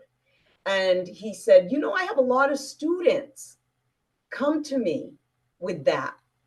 So I'm like, oh. So then I felt a little more loose about it. But interesting, what's most interesting about what you're saying is that I told no one. And even from childhood, the experiences keep on coming, Bro Sanchez. You're onto something. I don't tell my experiences and they keep on coming. That's so profound. I never heard anybody say that. Thank you for that. And the reason I say that, because somebody in the chat, Crylid, right? He said that secret, bro, it would have to be. Think about it. Whatever this thing is that showed itself to the sister and to a few more other y'all, it didn't do it to everybody. So whatever this thing is, it's creating its own secret society, separating us between the people that saw it and the people that didn't see it. This is what separated the priests from the regular sheeple, because the priests were so-called the ones that saw God. God came to them in a vision. And I'm saying that's just a religion, and y'all are the new prophets of it. Until they initiate me into the priesthood, I don't want to be y'all servant to y'all believing y'all stories in y'all church. Which is, and listen, and hold up now. I'm not saying your story ain't true. I'm just saying, I'm forcing whatever came to you to come to me by saying I don't believe it. And it ain't the you, it's because I want that thing to show itself to me. And if it hear me, and guess what'll happen? If it hear me, it's gonna say, okay, let me show that nigga since he denying my prophets. Let God come show to him. Since, you see what I'm saying? I do, yes. Because if this advanced thing don't come to me, I'ma feel like, okay, it got favoritism. Like, what, I got the cooties or something, you don't want to show up to me, and then I'ma stay rebellious to it. And then I'm a blaspheme that God or whatever that is that's coming to y'all but not coming to me. Right. And you know something, that's really, wow, I have a lot of respect for you for just saying that. And one of the things is I am content and complete with my direct experiences, and I only share them when I'm intuited to, and I have zero expectations. It doesn't matter to me at all if anyone believes me. I am not into anybody subscribing to my story or my experience. These are my experiences. Let me tell y'all something. The Bible is one of the longest stories that exists. And the people that wrote that story, oh, they wanted you to believe it so much so that they went around the world forcing it on people. One thing I know, we don't tell stories to not be believed. Because if that was true, we just wouldn't tell them if we didn't care what you thought, if you believed us or not. So I ain't gonna give y'all that one. I'm gonna push back on that a little bit. After she go, after you go, just give 30 seconds after you go. Yeah, okay. Okay, thank you. I'm just sharing, Bro Sanchez. No worries. Seriously. I'm just sharing my experience. And like I said, I'm content. Sometimes I feel that when I'm intuited to share my experience, it may give someone else, because I never knew why I talk about it. Yeah. It's like I don't know why it unfolded that way.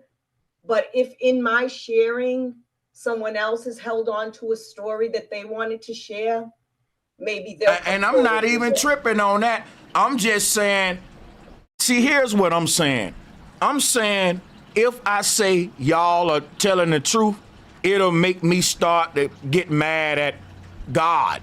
And so to not do that and get bent out of shape, I just say, okay, until that thing show itself to me, I'ma chill and keep living life the way I've been doing. I hear their story, but I'm not gonna be moved or affected by it because it'll get me down.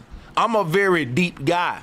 I like to think that spirits are in touch with me. You hear me say the ancestors all the time. So if some coming to y'all that's supernatural and it didn't come to me, it didn't check in with me, I feel like how them gangsters feel in Cali when a rapper come through and don't check in. I'm just saying. It ain't even about my belief or disbelief in you. It's the fact that, wait a damn minute, supernatural little people, y'all visiting motherfuckers, and you didn't come visit the dude that's out here. I'm jealous now. Hey, my nigga, hey, Sanchez, let us build a little bit. Just give me It like ain't 2-3 even minutes about to build y'all. this, Guess what? It's gonna make me look at y'all and no, say, I'm not arguing what? against you. No, I ain't No, arguing he's at just all. owning Listen, it. Bro I'm Sanchez is just owning his experience. listen That's what I'm all. saying. I'm not arguing at all. I'm fucking jealous is what I'm saying. That there's something visiting groups of people and ain't hollered at your boy. Dude, I've even tried to summon shit to come to me before. People laughed at me. Now And people you got supposed to be shit able to do that. and people got shit coming to them without asking, and I feel some kind of way. So teach Yes, me what I I hear need that. to. Yeah, go ahead, y'all. Now, Dawn Cosmic. Now look, I got Now a few look. scriptures and I got a few things that I can let him know. Like all the questions he asked, I got some answers for it. Now I'm gonna let you go, little mama, for like 2 more Okay. minutes. Then I'm finna light him up with all the answers to all the questions he just asked in the last 5. Now I'm just letting you know what I am. Y'all know what I But am. hold up, bro. I'm gonna I ain't light him asked up. no questions. No, listen. I want to be clear, bro. I'm not I didn't debating ask you y'all. the question. Hold on a second. I want to be clear. I'm not debating a person's story. Your story is your story. I'm mad I don't have a story to tell like you to be part of the I Seen It Too club. I want to relate. It didn't come to me though, so I feel left out. That's what I'm saying. And the only thing you gonna do is rub it in and make me feel I'm more not. left out I'm not. when I you double. promise When you you I'm not gonna do that. listen, why you cutting me off?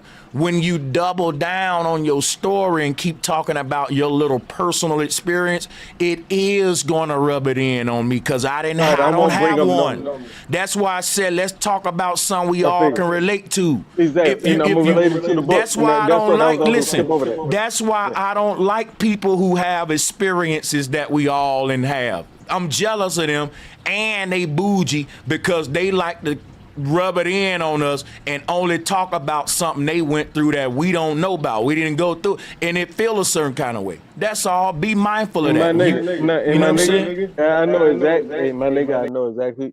Look, only reason I'm calling you my nigga is I already know how you feel. And so I was just gonna relate it to the text, but I was just gonna let little mama know, like I was gonna let her keep talking to you for like a a good 120 seconds, and then I was just gonna cut in with the actual book that and so we could build on something that we can go back and forth on. Because what I'm saying is, like I already told y'all, God is found in your reality and everything that God created. First of all, and I'm gonna give y'all like 3 if I can remember.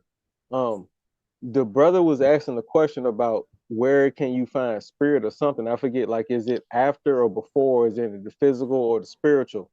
And my whole thing is, I was just reading in Corinthians that just like every star, we are not the spiritual yet, but we can graduate to it. And it actually literally broke down everything you've been breaking down for a decade. It literally broke that down in the chapter in Corinthians I was reading. And it's like, yo, we got a spirit body and a physical body.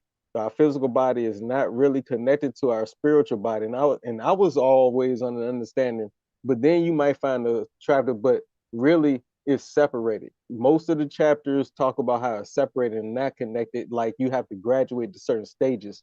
And so that's why certain energies and beings can't come down here until they lower themselves in density, which allows them to manifest in this so-called reality via the atomizer or atoms, right?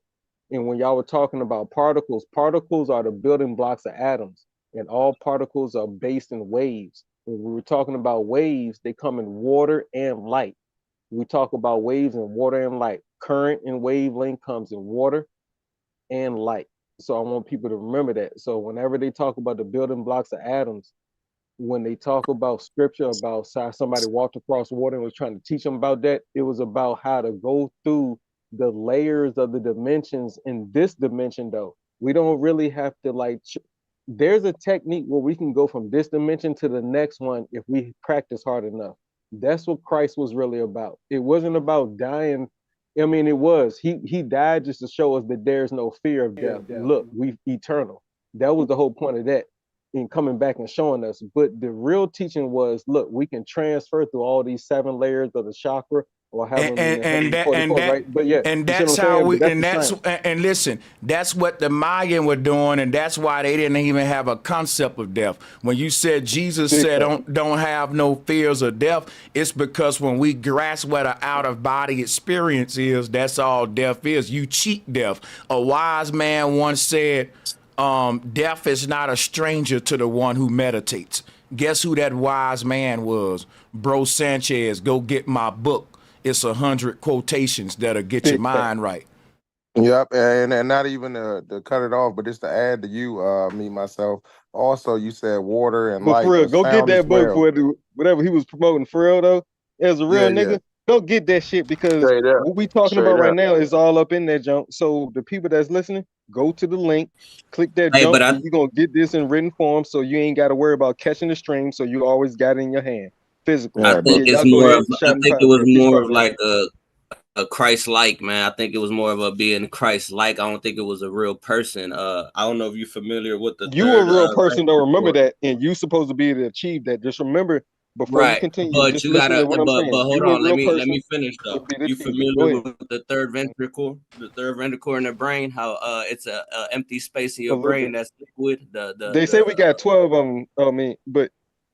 The third one, though, is in your brain, and it's an empty space in your brain that has fluid, which is the water of life. You know, is all about the process in your brain. That book, none of that book ain't real. No, that Jesus wasn't a real person. It's an right, man. Yeah, there we go. There we go. Yep. You know, that's not Jesus ain't real. You know, but no, me myself, we both agreeing. Hold up, me myself, we both agreeing with what you just said. Oh no, I'm just gonna beat him up a little bit. I know me. Yeah, I'm just gonna fight him a little. He agreeing with you, man. Why you gonna beat him up? You believe in Jesus Christ as your Lord and Savior? Only was saying what you were saying, man. Listen to what I'm saying, right? Listen real quick. I'm gonna speak for 10 seconds. I want y'all to hear real clear. What we're talking about is a level that the physical me and you, or me myself, or Bro Sanchez, or whoever's talking can reach in real time. Right. Not exactly. Now, listen what we're saying. Me and Bro agree, because what I'm about to tell y'all is some X-Men type shit. We're supposed to have a technique where we can manifest these things in real time. That's the actual knowledge and science. Whatever you want. That's what manifestation is about. Okay, well, be specific. Happy birthday, brother. Happy birthday, man. But we all agree. You were saying, oh yeah, I'm a Gemini. You know, everybody. I was saying happy birthday because I know you turned up. Hold on, it's confusion right now. I was trying to see. I didn't really understand. But you know what? Let's one mic. Y'all got it. Y'all go. Because I hear what Sanchez saying. Now you already know. I know who to punch at first. Out of the gang, I'm gonna punch it Sanchez first. I heard what he said. Now listen, I'm from Richmond, nigga. I know who I'm punching at first. Now listen, I'm punching at the top dog. I ain't punching at you know. But hey, ask me whatever you want to ask me. I'm clear and collected right now in real time. I want to ask a question. Hey, peace out. What's cracking, my nigga? Salute, everybody, bro. Me myself, salute. I want to ask you a question. When they say the return of the mothership, because I'm gonna tell you what I think. I think the return of the mothership is the return of consciousness to the people, because we've been living in our car and not in our whole Makaba. Because when you take the Makaba, the top half is like a ship, and you know that the ether is water. So I feel like the return of the mothership is the return of consciousness to the people. What you think about that? Nah, Keith. All right, just give me all I need is 2 minutes for my 2 sentences. Listen, the anatomy of the human being is what everything that we project is, including our earth. It looks like us. So blow your mind with that. They got this thing called membrane theory. So what our realm in the egg is all what is it called? As above, so below. This is called macro. Man, I'm lit. Micro macro, like so Everything that we are is what our realm looks like around us. That's why we can consume our realm around us, like the trees, the herbs, and everything the birds and the bees produce and give back to us. And we can project that back to it because that's why we breathe in the trees and the trees breathe in us, right? According to science, for a reason. That's the programming, that's the divine design. Now, what I'm saying is we are collected together when it comes to what God is. We are different gods, separate, but as the one big G, big O, big D, pause, we got to go back to that. We cannot individually be that. So I understand how people want to like be their own God or whatever, but that's not what the programming is. We're literally like, and so what, Bro, I don't what think bro you was talking. No, I That listen, this is brother what I'm saying. asked a whole different question. I though. think, Yeah, he went and off. I'm gonna tell you this. Me myself giving y'all some very toxic, bad information. I'm gonna tell you something. If you're a child listening, you can be whatever you put your mind to. Ain't no such thing as what you can't be. It's what you can be. And the only reason you didn't be it is because you didn't go at it hard enough. You can be a God, because guess what a God is? A guide. Let me show you what it looked like. You already one. What I mean by this, ain't nobody saying that we ain't even getting into no religious debate. We telling a person, listen, there's no outside force outside of you that's controlling your ass. Let's put him on the phone. Hold up, keep mute up, bro. So check this out. Hold on. So check it out, right? We're saying there's no, what you calling God is this external force that's controlling everything. But you controlling your own damn self. You in control over your body. The word God is the word guide. God ain't a person in the sky. For a crackhead, God is a hit in a pipe. For a heroin addict, God is some liquid in a syringe. God is the shit that drives you and make you get out the bed in the morning. It's what you living for, what's guiding you. Mind over matter. We manifest our thoughts. If your current paradigm is toxic, you'll find yourself in a set of day-to-day actions that may be toxic, addictive. We see it every day with people self-destructing. That's because their mind ain't right, so their body ain't right. It's mind over matter. The mind is the seed reality. It is the thing that is dictating and guiding what happens in the physical reality. We can't change the outside world from the outside. We got to change it from the inside. That's why we said mind over matter. This is what the original government system was about, a system to govern the mind, and it was based on the word God, not God. This is what the church did to y'all. The church made you think it's something outside of yourself in control of you. That's why people say, let God guide my and direct my steps. I don't want no damn old white dude directing my steps, nigga. Like I know where I want to go. God ain't gonna do nothing. After you, you sure I will? I sure will if you let me finish. Now, God directed my steps for the most of my young life, and he always led me into a damn church down a pulpit to give my money to some old ass pastor. So when I started directing myself, that money led into my bank account to empower my own goddamn self. And I love listening to guide versus God. God always lead to me doing something to another man and being a servant. But guide is a voice inside of my own head. If this God outside of me was really my friend, you know what he'll say? Sanchez, the creator gave you a mind that's beautiful. Use it. Why would the real creator tell me not to use my own mind? That got to be the false God, because the real creator gave me my beautiful mind. And the ancestors say a mind a terrible thing to waste. My mind doing a good job getting me to where I want to be in life, but God had me taking forever waiting on him to get me to my fucking cause and purpose. And this is coming from somebody that grew up in the church. If God worked for you, let God work for you. Let every man do what worked for them. Muslim, Buddhist, Christian, me, I'm a selfish. Don't it sound like selfish? Yeah, I'm all for self. Yo, my religion is selfishness. Yeah, all about yourself. Hey, my nigga. Yeah. Hey, that's why we get along so good, because you know how deep I was raising that shit on some missionary shit, and like I know what you had to go through too. But what I'm saying is that I think that for us to get to that whole collective God, we need all of us to be on a certain positive Yeah, we do, or man. Hell positive. yeah. And so And we're gonna get there by that's why I don't unlocking disagree, right? our So, mind.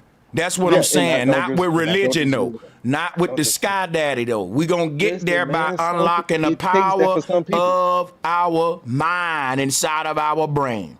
I don't even Some want people define. nobody helping me doing no business with me if they ain't got a mind of their own. That's what I'm saying.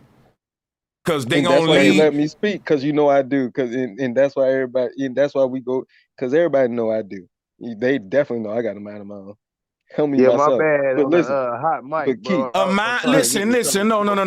and See, bro, here's what you do too much, me myself. A mind of your own don't mean a truth of your own. It mean all of our minds gonna lead us to the same conclusion and truth. hey, look, I get that point. I'm not gonna say that I disagree completely, but everybody in their own little house or TP or hut or whatever it is, we still in the same tribe with our own individual families and loved ones, right? But we still got to come together to protect the tribe with a collective understanding and mindset of what we think about the world, science, how we gonna build our weapons, the best bows, the best guns, the blah blah blah, et cetera, et cetera. You see what I'm saying? So I don't. I get what you're saying. I know, Hey, but I'm hey, just but talking to me people that myself, follow. Listen, listen. Yeah, I know they listen, me do, but look. myself. I'm telling you, we gotta come together and build the best humans. Once you build the best humans, you probably Right. won't need to build the best guns or the best prisons. facts. And then what I wanted to say But that too, all if go. we That think always go about back to yourself, though. if we think about the spiritual warfare, it's a spiral. So if you think about a cap being twisted on a soda bottle, the way it twists on is the spiral of life. The way it twists off is the spiritual warfare. So if we all twisting in different ways, then how we gonna get this cap back on this soda so it don't go flat? You understand what I'm saying? So we have to come together, like you was saying at first, but then you changed it. Me myself, that's what Hey, we Key, I'm doing. gonna punch you through the phone screen. Hey, you and Bro Sanchez, I promise you, I'm gonna fight both of y'all through the phone Whoa, screen. We're whoa, gonna beat whoa, them real life. Like whoa! this, with these Hey, me niggas. myself is my nigga, Y'all and he know what I'm know it, and saying. that's why I'ma drop this nigga a bomb anyway though. Cause you can't I lie just like like it. fighting, They bro. can't lie like it wasn't lit though. Building with me myself, he always cranked the show up. Shout out to Charlie, man, and to everybody. I'ma fall back. Y'all got it. And that harmonica, exactly. At the Yeah, yeah. wrong time. That harmonica's always at the wrong time, Charlie. Yes. But we love you. Much love and salute. Say me, myself, Bro Sanchez, much love, much love. I fall back. I'm gonna do a fucking Fred Sanford parody and get Charlie to play that harmonica on that bitch. And You I'm gonna got put him, my that nigga. Fred Sanford filter with that junkyard and let him blow that bitch. Hey, yeah, I'm gonna play the money. I'm gonna play We the money always ready, on that man. motherfucker. We always ready, guys. Oh, that's love. That's love. He played it in between me and Silas talking, but he kept hitting Silas with that bitch. I was like, hey, Charlie, you do that one more time to me, I'm gonna fire off on you. Don't please, hey, Hey, stop, and I please. wanted to ask the brother actually a question, the brother from Richmond. Oh yeah, that's me. Me, myself. Okay, yeah. So I was gonna ask you, bro. You said atoms was made up of particles. What type of particles was you speaking of? All right, now we supposedly got like 17, 18 of them, right? Particles? You a Now look, flat earther. You ain't talking particles in an now atom Yeah, look, that's I'm area. talking Oh, to crazy. come That's on. now listen, crazy. listen. I'm talking to imaginary stuff that they say the stuff that we see is built of. You see what I'm saying? So No, they I gotta don't, man. listen. All right, I'm gonna Bro, explain. that's I'm gonna explain. Now nasty listen, work I'm gonna right explain. there, bro. I Don't know it speak is. on I'm real imaginary nasty. Now shit, listen. dog. Listen, real quick. The solid shit that I'm punching, you can hear that, right? If I smack my knee, you can hear that, right? You smack your knee, you can hear it, right? But what your knee and your bone and stuff is made out of on the finite particle part, or what the smallest part is, right? Which is why they call it the particle. You can't really see that, but you can tangibly touch the finished product of it. It's called the residue. and it's like the residuals or the end effect or the after effect, like cause and effect, and that's why they tell you forever. Blah blah. I forget the law, but I ain't gonna try to pretend like I'm gonna repeat that shit right now because I'm lit. But y'all know what I'm talking about. For every such and such, but it got to be an equal or blah blah blah cause or whatever. Right? There's a so-called law that you can dispute once if I type it in and look it up and I read it, I can go in for like 30 minutes on it. But I'm not gonna do that. But what I'm saying is, when you go into what you're made of and what we're made of, what you breathe, what areas, nobody, how the fuck they gonna tell us what areas? They can say it's oxygen, it's made of this and that part. It's like this part's 2 parts this, 3 parts that, 1 part that, and that's all we call it, blah, blah, blah, whatever it is. Or H2O is 2 parts hydrogen, 1 part oxygen. You don't need to put the 1 behind the O because it's just 1, like in chemistry. So you just don't need that, right? So it's But you're not answering this H2O. question though. This What I'm saying is, I just answered it. We don't know until you do your own experiment, and we can't do an experiment to test out what the air is that we breathe. You just gotta title it whatever you think it is. You see what I'm saying? No, that's why it's funny. Yeah, no, that's why it's funny because that's the truth, nigga. That's the logical, imaginary truth, and can't nobody dispute me. That's why me, myself, and everybody every time I talk. I done thought of this opinion that I spoke to y'all before I spoke it to y'all. Y'all don't think, y'all think, but I don't think that y'all understand that I think about what I'm saying to y'all before I speak it. Well, I feel like you contradicted. But yeah, well, I feel like you contradicted yourself, brother, multiple times because it's like you can't on one hand talk about soul and spirit, state exactly how and I then contradict on myself. another hand, Nope. but State then exactly how I on contradict myself, please. Hey, me myself, let him speak, man. Y'all go back and I'm gonna let him go. Yeah, because like I said, I'm not trolling, brother. The only thing I'm trying to get across is it's like you've kind of contradicted yourself because on one minute but you're not gonna tell me why though or how. Bro, let him speak, man. You bro. Okay, so this is how you talking about soul, you talking about spirit, you talking about heightening your vibration, you're talking about waves and all this other type of stuff. But then on the second term, you're saying that the medium in which those things happen doesn't exist. Like, do you understand where you contradict? You saying all those imaginary stuff, right? So we understand that if you have the spirit body, like you were saying in Corinthians, it says something to the degree that you have a body of spirit, a body of soul. Okay, these things have to do with vibration. They have to do with frequency. Facts. So okay. So what's vibrating? If you're saying that atoms and all these particles don't exist, right? Okay. All right. Now here's what I'm saying. In each realm, there's a certain body that you have specifically, period. Then the next realm is based off of how you dealt with that energy in that realm specifically, period. Then you move up based off of how you dealt with the previous realm specifically, period. But in each realm you progress, you do not have the same type of body. That's why it says in Revelations, you're going to have a new body, a new Jerusalem, a new heaven. Everything's going to be new. And in your new body, you're not going to have no pain, no sin. So when you really read what they're saying is, there's a progression of the energy or the list of the might of mine. Each time you progress a little more deeper into the realm that we all collectively built for ourselves to experience the realm, you'd be like, oh, this is what it feels like to touch grass or touch wood or touch dirt or actually get hardwood or getting some dig that in the dirt. So that's what it was. It was for that purpose to begin with. So once we comprehend that and that we go back to that, that's when y'all can comprehend what I'm saying. But it's levels to, it's different dimensions to getting back to that. Like that's all bro been saying the whole time. But I'm just saying it this way. And I'm breaking it down to the Bible so you can find the scriptures in the Bible that regulate and relate. You connect the dots to what Bro Sanchez has been saying. But I can do that real quick and real time. That's why I'm here. But yeah. Do you believe what you just said? Or like, why do you gotta relate? We've been talking. I've been, you know, I've been hollering. Yeah, pause. All right, look, no, bro. Don't have no preconceptions. Because look, I don't even know for about like 30 minutes, man. No, we haven't. I just came back in the building. I was dealing with some household stuff. I know you did, but yeah, when I first came over though, I was getting at you, my nigga, because of what you were saying at the beginning. So I know you got something for me. Go ahead. No, I don't got nothing for you because I'm just listening to what you're saying now. And what I'm saying is this, because I'm not following completely, and you can call me slow. I just feel like you're not concise enough. But when you just was answering his question, because I don't even know the brother Wayne, and I'm just listening to his question, and you just answered it with the Bible and like what Bro Sanchez teach. No, man, answer it from your own self. Like I don't care what Bro Sanchez teaching or what the Bible's saying. Do you believe what you just said though, or do you know what you just said? Like far as like when you leave, like you got this body in this realm, and when you leave there, and this little light of mine, and the Bible references you made, because that makes us sound as truth as man like psychopaths, bro. I only like to talk in the 100%, like in which you could prove, and you was just saying a lot of like mythical shit just now.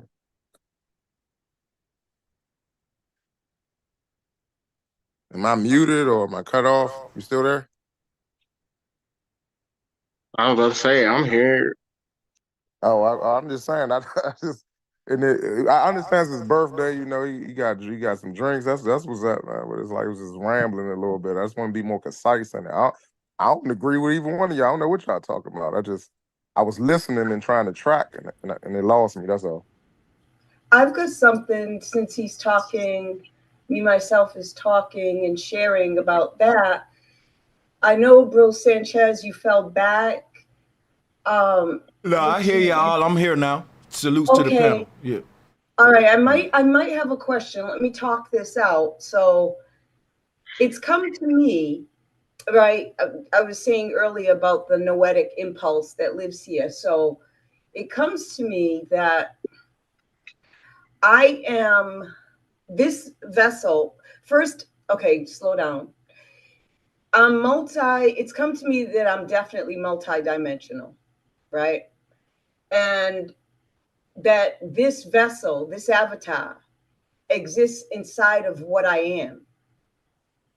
And what that is, it has no name, no limits, no boundaries. I'll just say yet, because I haven't come to it. It hasn't come to me.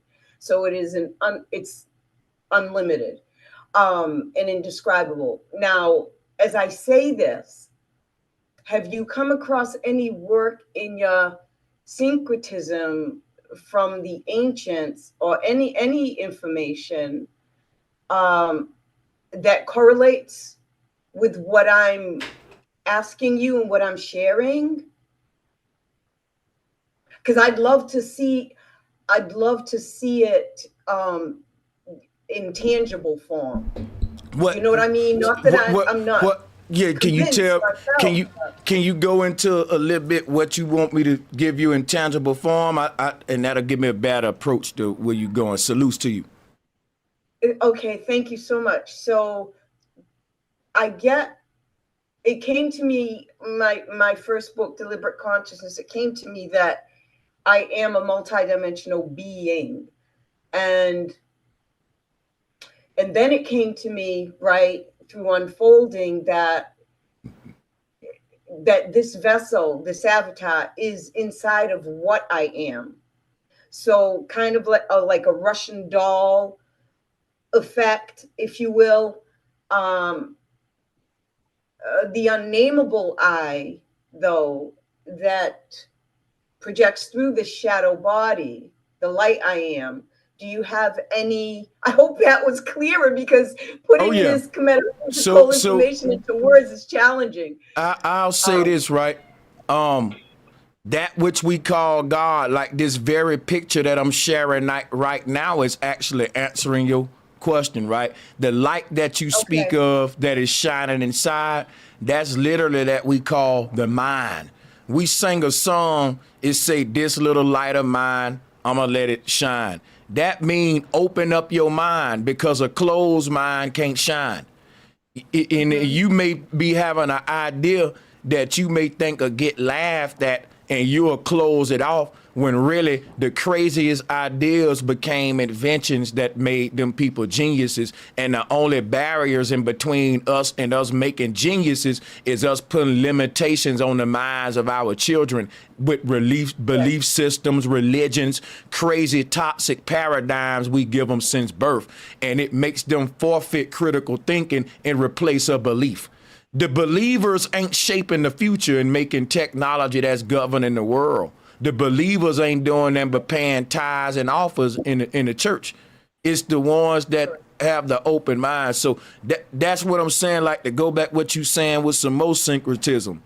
They said God don't create like man. They say if man want to make a house, man got to get trees and nails and put it together. They say, but if God want to make a house, God can just think of it and there go the house. You see what I'm saying? Now watch this. Yeah. I can prove that we are God if that's the definition, if that's one of the attributes of God. I can prove we can do that too. Because check this out. If I tell you to go outside and make a house, you right. You need nails, wood, and all that stuff. But if I tell you to close your eyes and make a house, there go the house right there in your mind.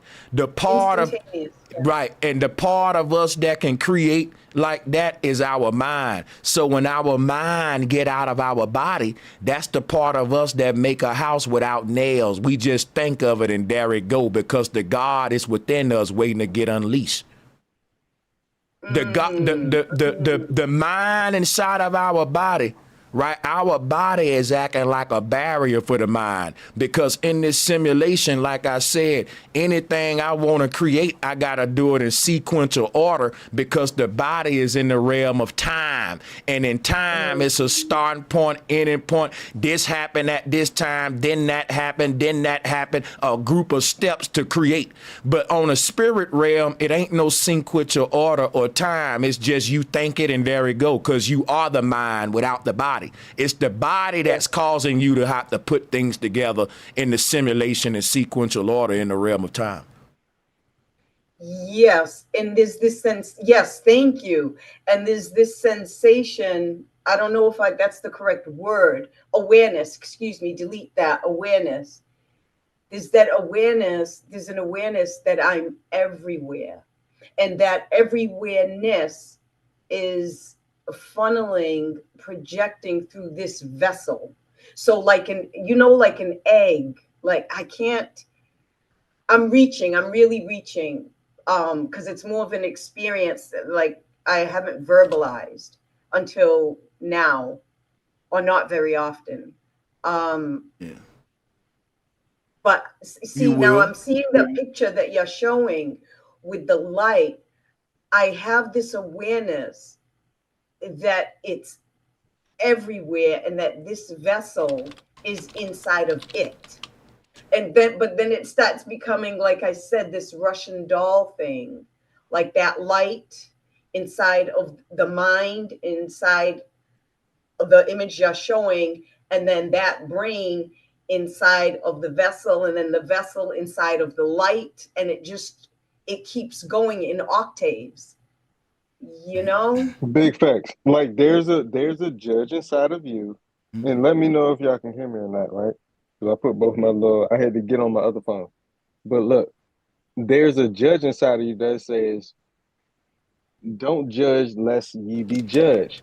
Don't cast the first stone unless you have no sin. And nobody's gonna cast that first stone because everybody got sin. So you are literally judging yourself into the next dimension, realm, plateau, whatever we want to call it, parallel, because parallels can be this way or this way, up and down or left and right. It's all parallel is 11, left and right, up and down. Perpendicular is touched inside of each other like a cross, and that's how you get the actual 90-degree angles, via the perpendicular or the cross. But yeah, that's what our reality is. But it's based off of a collection. It's of a collective consciousness. It's not just whatever I collected in my imagination or my life, however long I live, but it's every life that's ever lived. It goes into a pool called a database. It's like a living, breathing, organic CPU or computer, like we always talk about over here. But if y'all can hear me, let me know if I go in and out, because we hear you. Yeah, it get quiet. Okay, all right, cool. All right, okay, cool. But what does that have to do with anything that I asked Bro Sanchez? Now, what was the question that you asked Bro Sanchez real quick? Was about the self-awareness of the I amness, the light. Okay, cool. Now light comes from thought and imagination. Light is not the first manifestation of our reality. Darkness is. No, exactly. Because it says in the beginning, it wasn't just light. Light comes as an after fact, it's a residual. In the beginning, there was God in the Word. There's an imagination that What, sparks what we call light or the sun, right? let me give you some smoke, right? Let me give you some smoke real quick. Hold up, y'all. In the beginning, light and darkness existed simultaneously at the same time. Yes. And what I'm gonna Yes. say that is that the yin always came with the yang, and the one half didn't come before the other. To back that up, let's do the smoke if you want to. Though. Yeah, we can for sure do that because you already. So which half of the yin yang came first? That's the conundrum. That was the original question the brother asked like about 30 minutes ago. Like, how do we decide what was first that begot our actual physicality, right? And what I'm saying is, I think it's both. I think that we're both physical and spiritual at the same time. I don't think that we were ever just one. The only reason for us even being in this realm is because. What do you mean by we were never one? Just go into deeper what you mean by we were never been one. Yeah. I can do it. Yeah, that's no problem. Now, spirituality versus physicality, metaphysicality, right? We have an energy that's not something that you can see or what we can see with our physical eyeballs, but our eyeballs are made of that stuff that we can't see. The only reason for the physical shapes around us are the air around us. Without the air around us, you don't have the actual railing, the ground, the porch, the house. The most space around us is the empty space. What is that made of? That's the trippy science that we spoke. Like we already been going. No, I'm not gonna say we spoke because we already been going into it. But that's the trip science. Like, what is the space that's the most space made of? And that's where you get into the CERN technology and the Higgs boson and what a particle is made of, which is waves. The waves literally form the sand on the beach or what the earth is going to be like. Every time the wave crashes, it forms more land, right? So when you go up under the wave, you got to go deep up under it, then you come back under it, and you come back to another shore. The waters above are the same thing as the waters below. When we keep in contact with the as above, so below, when we think about water, electricity, everything, it makes sense to me. And that's why I explain it this way, because I want people to understand how I think and imagine shit, right? The only reason we have the physicality we have is because of waters. And waters is electricity plus the physical wet stuff. But the wet stuff is made of what? And when you get into what it's made of and you go deep into that shit, it'll blow people's mind. But okay, yeah, so I'm gonna say this. I'm gonna say. Hold on a second. Let me give him a little smoke. Me and him got a little smoke, just brief, mild smoke though. He's respectful though. The thing is, when you say everything is made out of waters, I'm gonna say water is a medium. Everything is made out of the interaction with that medium that we call water. Now we thinking like Tesla, think in terms of sound, vibration, and all that. Let me show you something real quick. Instead of saying everything is made out of water, that is partially true. Let's just say everything in manifestation is the distortion of the water itself. Cymatics, think in terms of sound. And I ain't disagreeing with you. I'm just taking what you said and building on it. You're building a bigger fortress for our people. That's what I'm saying. Sure.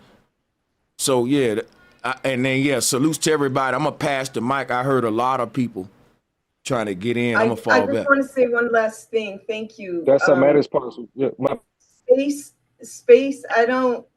Space doesn't exist for me, and that's just my experience. But ether does. Ether exists. I can work with that. I ain't gonna argue against that. Yeah, that's all. Yeah. And just salute to everybody. For a minute. Yeah, for sure. We sharing the mic. You already know. I just wanted to tell you this story that happened to me last week. Now, I never thought it happened in my life. Coming. I get it. The stories. I get it because of what we said earlier. No. This ain't even like that. You ain't trolling? Oh, my bad. Go ahead. My bad. I thought you was trolling at all. Yeah. I ain't even that type of guy. I never thought this would happen to me in my life, whatever. But last week, my neighbor had a little get together, and I met this person. I bumped into this person. I guess one of his friends or whoever he invited over. But this person worked for NASA, and I asked her to debate her about the flat Earth thing, whatever. And she looked at me kind of crazy, like, "Oh, this one of those guys. And she did not want to debate me about that stuff, whatever. So like, you know, I found it kind of strange. Like, you work for NASA and all this stuff, whatever. But like, when I say she sound like that lady that you just had the video about, like, not too long ago, I think it was a couple streams ago. To the panel. Sabine, I know who you talking about. Like like she wanted everybody in the room to believe her because she worked for NASA. Yes. But she didn't want to debate me about anything. It's so a I cult. just found that kind of strange. It is a but cult. That's all I wanted to interject. And that your story is proof. Damn. Can I respond to the man that's talking to me real quick? My bad. Yeah, no problem. Yeah, your story, right, is proof that they all in on it, bro. Because instead of them want to debate you, they just want you to take their word for it because they got the serpent symbol. And that's just like that lady, like, why would we lie? That's a religious system and they priests. And then one of them guys mean, one of the people that's challenging the priesthood. Instead of just taking our word, they want to challenge the word of God. You know what I'm saying? And that's all I wanted to say, because I feel like somebody needs to hear that, because like this person, like, I worked for NASA for this long, X amount of years and all that stuff, whatever, but she didn't want to debate me about anything. Hey, bro. Okay, let's shout out the Water Walker. Let's let Wayne get in. Salutes. Yeah. Yeah. Peace, family. And then you can guide it out to him, Water Walker. Yeah. Right. So here's the issue with pretty much everybody who's spoken from right now. It's like I'm hearing everybody talk about spiritual world and all this other time as if it's in some sort of like vacuum in your imagination or something. What do you mean by that? What do you mean by that? Basically, this is what I'm saying, brother. We keep on talking about the nature of reality without actually admitting we can't physically observe with our eyes the vast majority of it. Now, I wanted to say this, brother. I just wanted to say this one thing, because at the beginning of the show, you admitted that you believed in the electromagnetic spectrum. Now, you can only perceive that's what I'm showing right here. Yeah. Right. And you can only perceive 1/50 of that. But every time we talk about an element of nature, who told you that, brother? Wait a minute. Who told you that your perception of this spectrum is limited? That's foolish. Who told you that? Brother, there are gamma waves, there are radio waves. We know that there are radio waves. And guess how we know that? And guess why we know they're there? Because we can detect them. We got other senses other than our eyes. If I can smell a fart, I can't see it, but I know you farted if I can smell it. What's your point? We don't got to always see every damn thing. Like, what's your point, bro? Just because I can't see something don't make me ain't qualified to speak about it. That means you don't know what a fart is then. Let's play this game. Right. And waves aren't linear either. Waves move in spirals. They just seem like they're moving linear because like we not even finna play that game. As I'm gonna show you, like I said, bro. But let me call out these, man. Shout out to Verified. These flat Earth panels be so refreshing. Salutes to you. Appreciate that, Verified. Much love. Shout out to Immortal Errant. Flat power to you, and to the sister Taylor Kristen Myers. Flat power to you. I've had an out-of-body experiences that showed me what you teach on prior to coming across you. Consciousness has visited you. It just took a different form. You're not missing out. Now, I'm going to say this. Shout out to my sister Taylor Christian. Thank you for your support, right? And shout out to my brother Key Norfolk. Flat motherfucking power. Appreciate all of y'all. Look, I'm going to be brief and say this. When people talk about things visiting them, I would agree that you have other version of yourself, alternate universes that can intersect with this one, and we can have out-of-body experiences. I had one too, but I tried to do that. Like, I literally tried to astral project out of my body. I told my story before. Now, in that sense, I visited another world. Before we had a concept of an astronaut, we had astral travelers. I really am the true NASA. I've left the Earth before, out-of-body experience through astral projection. Many of you have. Other people have not. And they'll think we tripping, but they'll believe NASA left the Earth on a physical rocket because they don't understand the secrets of the universe. The higher up you go in our universe, the less dense the air is. That's why we can't propel past a certain area. We're in a density barrier, a density prison. Are y'all hearing what I'm saying? And the reason why things get less dense the higher up we go, it's because we're entering the realm of heaven, the spirit realm, where their physicality is a transition point, where physicality is crossing over and getting into this sort of invisible, what we call this spirit realm. And the reason the spirit realm is above the physical realm because of the law of density. It's lighter, it's literally light. And the thing is this right here. These layers of reality are stacked up on each other. The body is on a lower level than this, what they call the most high, which is the mind. Look at this image here. The crown chakra is that which emits itself above and around the body. It's the only chakra that literally exists outside the body. It's our gateway out of the body, which is why the kundalini have to rise up the spine and leave through the crown, which is our real starship. So the whole thing about, let me just deal with something the brother said, man, because it was a lot spoken. The brother said, we can't really be speaking about what we speaking about. The ancestors spoke about it. The Mayans, the Olmecs, the Egyptians, and guess what, right? Even your modern scientists agree that the Mayan were time traveling and that they were achieving some sort of technology that will let them glimpse into the future and have out-of-body experiences. Even your modern scientists agree to that. You know why they got to agree with that, though? Because when they look at the Mayan calendar, they fucking say, how the hell did they make a calendar that go 3,000 years into the future even when they left, right? And it's still more accurate than any system we made. And then they play dumb like they don't know how. But here is how the Mayan left the body to make this calendar. And I'm gonna show you this real quick. This calendar is a ripple effect. Each one of those counts from the middle outward represent a layer of your own self. Let me show you some. And there are many versions of you that exist in many universes all around this one. Law of density. Each circle that you see around this person's body is another layer of them in another more dense or least dense reality. Like this right here, the 7 layers of our aura. So this is what we look like right here on a macrocosmic level. And your body is just one of these layers of you in this underworld reality. And the mind is a higher layer of you that exists above the body, which is why we say mind over matter. And then there's a layer above the mind it's like in any system that authority comes from the top down, like in the military. Same with our chakra system. Authority and rank structure come from the top down, with God being at the top and the root chakra, your sex organ, being the lowest, most chaotic part of you that you got to overcome. That's the devil.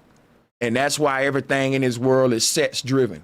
But anyway, back to the Mayan calendar. They made this wheel. They put the center self in the middle. That's the true self. And they put all the layers of the self around that. They was giving us this right here. Now, the Mayan had achieved the ability to travel in and out of all these layers. And they traveled to the past, present, and future. They weren't limited by time. And because of that, they were prophets. They was able to tell you what was going to happen before it happened. That'll be like a person mastering the gift of deja vu. Like, we can't act like we don't see the future. This is a gift we all had. If you was born in the ancient world, the only thing you would have learned as a child growing up was how to master all your spiritual gifts. That would have made you a god. You would have been not bound to time. You would have been able to go in and out of all of your different bodies, the casual body, celestial body, all that stuff. But and so basically the Mayan made a calendar system to show since they was traveling in and out of these different layers of reality, they started to keep time on each layer, which would make sense, because if you're a businessman and you travel back and forth from America to London to about 6 or 7 different countries, your watch gonna look different than mine. You gonna have on one of them expensive Rolexes that's keeping time in like 7 countries. It's very expensive. You see what I'm saying? So a traveling man, he ain't really wearing an expensive watch just for the money too, even though that's one thing. But the whole thing is a lot of them watches is keeping time in a bunch of different countries, and these niggas be catching jets. You don't wear a watch like that if you don't got a jet. So with a watch like that, you round the world handling business everywhere. You need to know what time it is in London. You got business all around the world. So the reason I'm saying that, take that same concept. If you was traveling back and forth to all these different layers of reality, you would make a calendar to keep time on each layer. And that's what the Mayan did right here. Because they was able to get over to these other sides and other layers of themselves that exist in these other alternate universes. They stopped us from doing it. So right here shows you that the Mayan did achieve what all of the scientists said they did, and they made a time-keeping calendar that went well into the future, even when they civilizations had left, telling us what was going to happen accurately to the T, 100%. This calendar more accurate than anything we ever created. And the Vedics got one too. How did they all know this? Because if I show you the Vedic cosmology, it looked just like the Mayan. You see, this is how they knew it.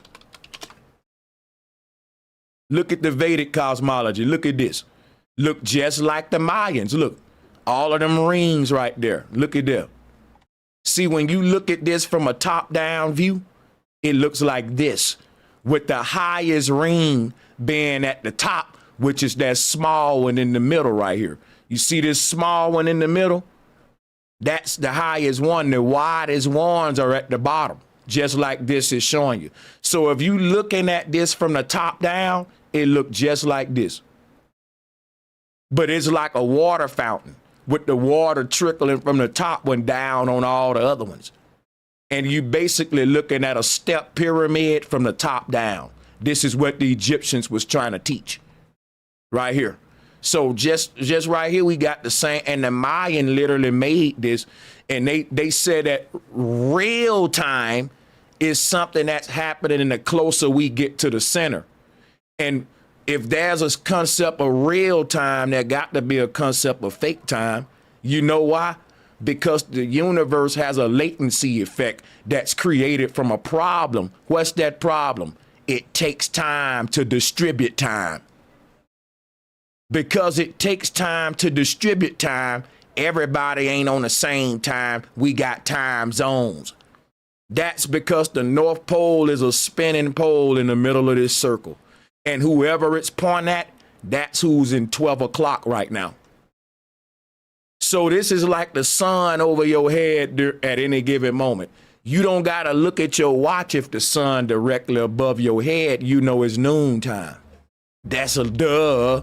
No one even got to look at their watch when you see the sun directly above your head. You know it's in the 12-ish noon area. Because the world is a big, perfectly designed clock. And the ancestors knew that. And that the time as you move out separates itself to the worlds behind us. They're getting time later. So these is like moving into past. Things that happen in the middle worlds, it ain't happening in them outer worlds yet. Because time is distributing itself like a ripple effect. And remember that the center rings is happening first. And it expands outward last to the outer rings. And that time is a wave that's passing through all of these rings from the center outward. And things happen first in the middle worlds, and then it's a chain effect to where everything we doing right now it's a ripple effect. Every action we take is a ripple effect in time. And when we say time passes, it's because time is like a wave in the ocean that's passing through all the swimmers and the fish. We don't move through time. Time moves through us. All right. So, and I know a lot of people don't grasp that concept. I don't expect you to, because not everyone spent years studying ancient concepts of time and cosmology. I had the luxury to do that because people donate to me, which allows me to just be able to do this all day. And so I don't waste their time. Time is money. So I want to thank them for allowing me to have the time to dedicate myself to knowing this stuff. But anyway, like I said, and I was going to ask just one question. Yeah, but you got to wait first. Like I said, the most middlemost worlds is the highest planes of existence. And these are what we call spiritual planes. The earth worlds is the underworld. And the ancestors said things happen in the spiritual realm before they happen in the earth world. Things happen in the above before they happen in the below. Things happen in the mind before they act out in the body. You see what's happening here? So shit trickle downhill, which is to say that the middle worlds is the thought realm. This is the thought process, the upper realm. And then once the shit flow downhill, you act it out in the underworld in the body, which is in its own dimension of reality. All of these layers are connected and influencing each other. This is what the ancestors was teaching. So I just wanted to land my plane there. I wasn't trying to be rude. I smoke. I've been and forgot. You can ask your question, sir. Thank you. Good questions too. Hold on. I was next on the line of, interjecting. Can you hear me all right, Sanchez? Yeah, then Wayne can ask his question, and then we got to get Water Walker in too. We're gonna get to everybody. Go ahead. Well, so I was listening to your podcast, and I noticed I was listening to one of the parts where there was stay muffled. You were talking about the gin. Go ahead. You said I stay muffled. I can take off my headphones if I'm muffled. I think that would be something more related to your mic. But go ahead. You good enough. Go ahead. I guess we'll ride with it. Okay, so that's cool. All right. So you were talking about the jinn and the genie and Jonah and things like that. But one of the things I was waiting, because I don't know if you saw my messages in the chat. I was talking to you when you were teaching back when, right? Yeah, I don't really pay attention to the chat. You did right to come on. Go and run it by me again. Right. Go ahead. Right. So one thing I wanted to bring up was hydrogen and oxygen, right? Oxygen, right? Okay. And how those two gens are the sprite in which creates the spirit, which is the breath, which we breathe the breath to, to generate the generation or to generate the jinn within the body, which is another word for in reference. This is what I wanted to run by you. Would you reference that the jinn is the representation of the Christ or the Christos or the representation of the light in the body? And that representation of the light in the body is the light in the mind. It is the spiral, which is the spine. I'm with you, because that's all I was telling them, that the word spirit ain't nothing but a play on spiral, the kundalini energy that's flowing in and around the body. Mm-hmm. Right. I'm with you. Right. But another thing I wanted to bring into consideration about the sprite and the spirit is the representation of the sim and the sin, right? Which would be representation of memory or information going into formation. And the information going into formation is the breath that we breathe, which is the oxygen, right? I'm listening. Go ahead. And the oxygen and the hydrogen, right, create the water that we drink. And the water is where we get the world or the world, which is the pool of water, the spiral. And when you put up the representations of the earth, and the so globe you saying water and air is like what your oxygen, your hydrogen, your water and spirit. I got your Bible talks about being baptized of water and spirit. I'm with you. Go ahead. And I think that we should take in the representation and you know, just utilize this with the synchronicity of the flat earth and the globe earth, is that everything that NASA gives us is a representation, and you've said this before, and I'm just speaking on it specifically right now, is just everything that they represent as far as like stars, planets, and all these other different things in the quote unquote cosmos, right? It's just representation of something within inside of the body that's taking place. So we should represent the globe Earth as a representation of the pineal gland or the pool of water within the center sanctum of the brain, which is the representation and the what do they call it? The what do they call it when you build something? Reverse engineering, right? The globe Earth is a reverse engineering aspect of the center of the brain, which is, you know, the basically what they call it a gland, but it's basically a ball of water that can replicate any form, you know, any image. And that image is the imagination, which is the jinn, again, you know, taking it full circle. Word, that's the third ventricle that I was asking me myself about. Yeah. Well, you know, I was listening. Oh, and smokeless fire, and smokeless fire. You never brought up smokeless fire. You gotta bring up smokeless fire. You gotta let somebody else grab the mic, brother. Please. I don't gotta do nothing but what I'm doing. I open up the show so you can add to the bill too. All right. So if I open up the call, you can contribute to the bill too. Like, you let somebody else bill. You doing too much now. Go ahead. Go ahead, whoever that was. Well, yeah, I was about to say I was next. Hold up. I just wanted to say I was next real fast, because I was going to ask Brother Sanchez about your presentation, bro. How do you explain daylight savings time with what you just said? I'm going to tell you that nature don't save no time, and time ain't in a line either. Man got his own version of time is what you need to realize, and man time don't got shit to do with what the sky doing. Man can't even sync his time exactly to what the sky doing. Seasons are off most of the time. It's fucking cold in certain areas when it should be hot in certain seasons. And then at the same time, it ain't 2024 right now. The earth older than that. If I was to count time backwards right now from 2024, I would like to see somebody write 00000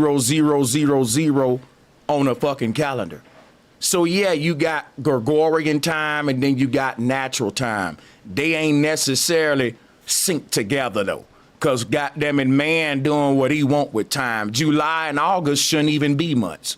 Two fucking Caesars so cocky, they just added they months. Leap year shouldn't even exist because years don't jump like frogs. This is just one thing they do to correct the problem that the Greeks fucked up time. They was counting time backwards for like 5,000 years. Then somebody said, you know what, let's just start counting it up again.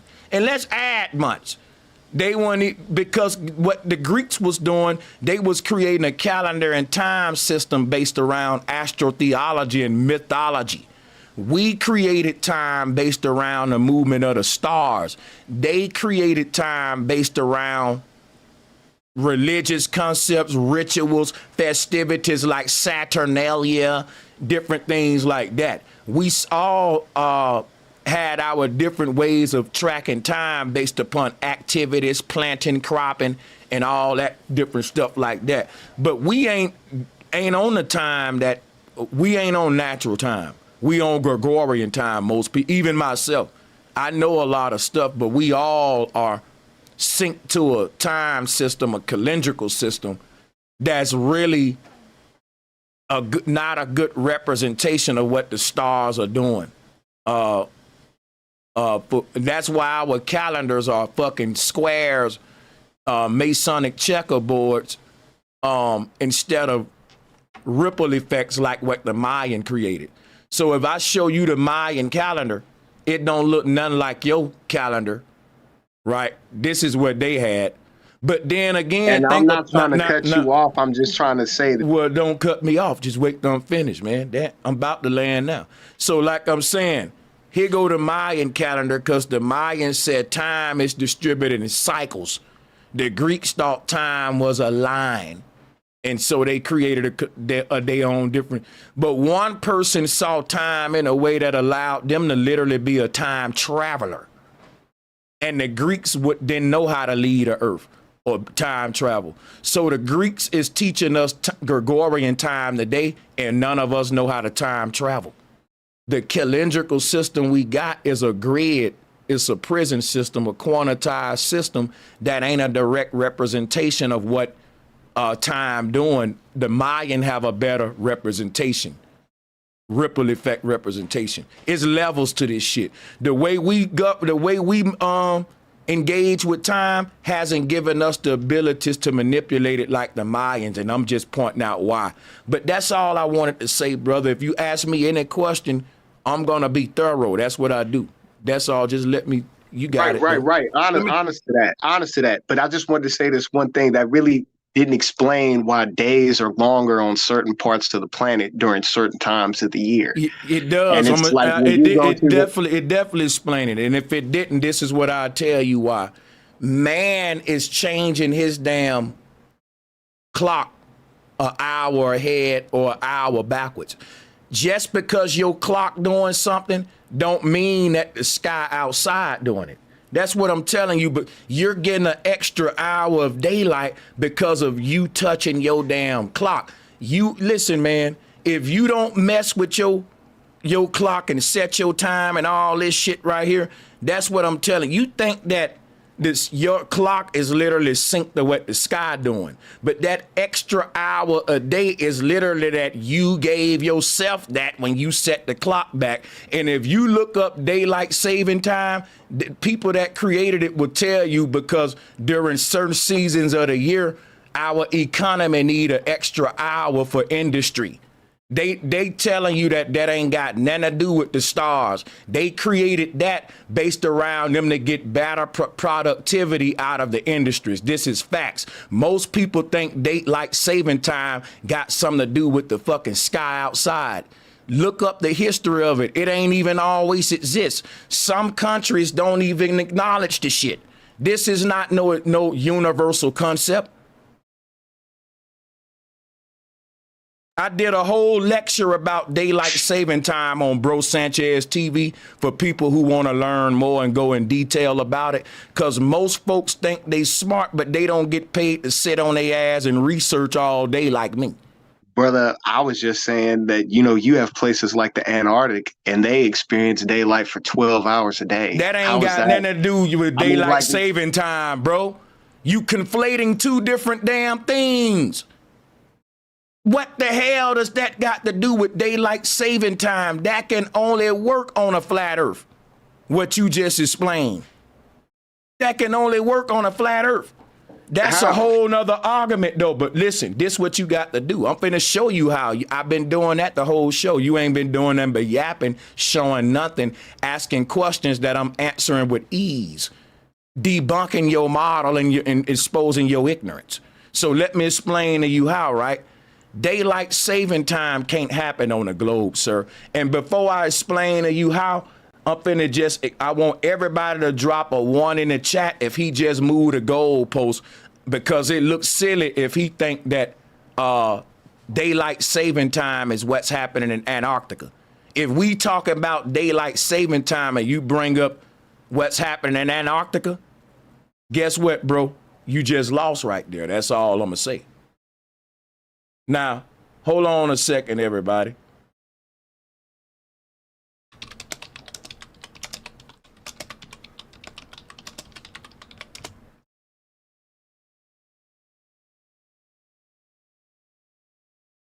Hold on, everybody. So check this out, right? I'm finna answer him, right? You gotta look at this right here, and I'm gonna tell you something right now with this daylight saving time thing. You got a lot of flat earthers that deny the 24-hour sun in Antarctica, because they say, have you ever been to prove it for yourself and all that good stuff. A lot of the videos, you got the flat earth movements pointing out flaws and all that stuff. What I'm gonna tell you is just look at both sides. I ain't gonna say they wrong or they right, but I'm just gonna say that it is a divide. Now check this out. At some point though, because the sun, and this is what I want to show you right here. This is the flat earth model, but it ain't giving you the accurate truth. It's a little quick concept. It's a Giphy file. What's really happening is the sun is doing this, but it's going up and down while it's doing that too. So let me show you some. And thank you for asking the questions and allowing me to expound on them with patience. I'm very thorough. You gotta be, because people will take clips and try to make you look bad too. So watch this real quick. Here is what the sun is doing. So that image that I just gave you, it's just showing you like one level, but the sun is moving in and out of the middle of the circle, from going from the Tropic of Cancer to the equator to the Tropic of Capricorn. And as the sun do that, as it moves from the tropics and across the equator, it's not doing it in a straight line. It's going up and down as it do it. When the sun is lower to the ground, it's making its wider circle. And when the sun is highest from the ground, it's making its smallest circle. You know why? That would make most sense. The higher I'm up, the less land I got to cover, like in an airplane. You see what I'm saying? It'll be a shorter route the higher you go. That's perfect. This model right here is perfect. Now, when we talk about the 24-hour sun in Antarctica, here is just one of my theories that makes sense and that will answer you with no flaws. But however, keeping in mind, the community is still divided up on this, and I don't want to say that the other guys are wrong. I'm going to just say it can be explained on our model. So check this out, right? The sun is a bubble. It's a bubble. Like, think of a snow globe. Let's do that. A snow globe with a bubble in it. And that bubble gonna be the sun. At some point, guess what'll happen with this whole concept? The sun will reach a point as it's rising and falling that it would illuminate the whole outer ring and still leave a bubble in the middle, like what we see right here. So if you look at what's happening right here, that the sun is at a certain level on this model though. But as the sun is rising up, you will get this effect, and this have been reduplicated by flat earthers using domes with a flashlight, with an AE map at the bottom of the dome with the lights off. They can set the flashlight in an angle to where they can illuminate the entire rim of the Antarctic ice wall, while also leaving this bubble here in the middle. So this image right here show you the phenomena of how it would perfectly work on the flat earth. As the sun raises and as it fall, you will get this right here. And you see what I'm saying here? So now this is just my theory, never going to the Antarctica to do my own personal research, because guess what globalists like to say? If you can't reproduce it, it ain't science. And for us to reproduce it, we got to put our money where our mouth is, take a trip to Antarctica, track the sun. Now, flat earthers track the sun. We've done that, and it makes a flower of life shape. I can pull that up for you too. So yeah, this is possible right here. All you got to do is get a dome, put a bubble in it, and you'll see what I'm saying though. Let me say, I said put a bubble in it, put a flashlight to it, and you can create this same phenomena. And while I let you respond, I'll look for that video for y'all too. Now, this is my theory. I ain't saying it's a fact, right? I think that the globalists have a theory about this too that ain't a fact. Now, what happens is you will have flat earthers try to argue with me and say I'm wrong, so I would get flack for this theory from globalists and flat earthers. Let me put that on the record that not all flat earthers agree with Sanchez on this one. So yeah, go ahead. Yeah. So my only issue with that is the equator, because you're right. I've never been actually to Antarctica, but I have passed the equator a few times. Me too. So well, see, that model that you just showed me doesn't really explain that, because if the sun is farther from the earth, and once again, I didn't really understand that was the reason that it's hotter during certain seasons and colder during other seasons. That was more had to do with the angle, you know what I'm saying, from where the sun is hitting you at. You know, on the equator, it's a 90-degree angle. And then when you look higher up in altitudes, you know what I'm saying, it wanes and back and forth from, 40 to 70% or whatever, obtuse and oblique angles. And this is why, because, even though the sun is in the sky, you're not experiencing direct sunlight. Now, on your model, the sun should be distributing its energy. Well, you can't tell us what the sun. Hold on, no. That's what we not gonna do though. According to the model that you just showed me. No, the model don't show you that though. The model don't show you that. You misinterpreting my model, which is why you let me speak for my model in a debate and you speak for yours. You're cheating, bro. You're wrong about my model. Be quiet. It's hundreds of flat earthers watching that agree that you wrong. You ain't finna say all of us wrong about our own model when it's our fucking model. If you scared to debate, just say you scared. Otherwise, let me explain to you what we teach so you can make the right argument about what we say. Versus what you trying to make up a dumbass argument and make what you call that a red herring and make your own argument to debate.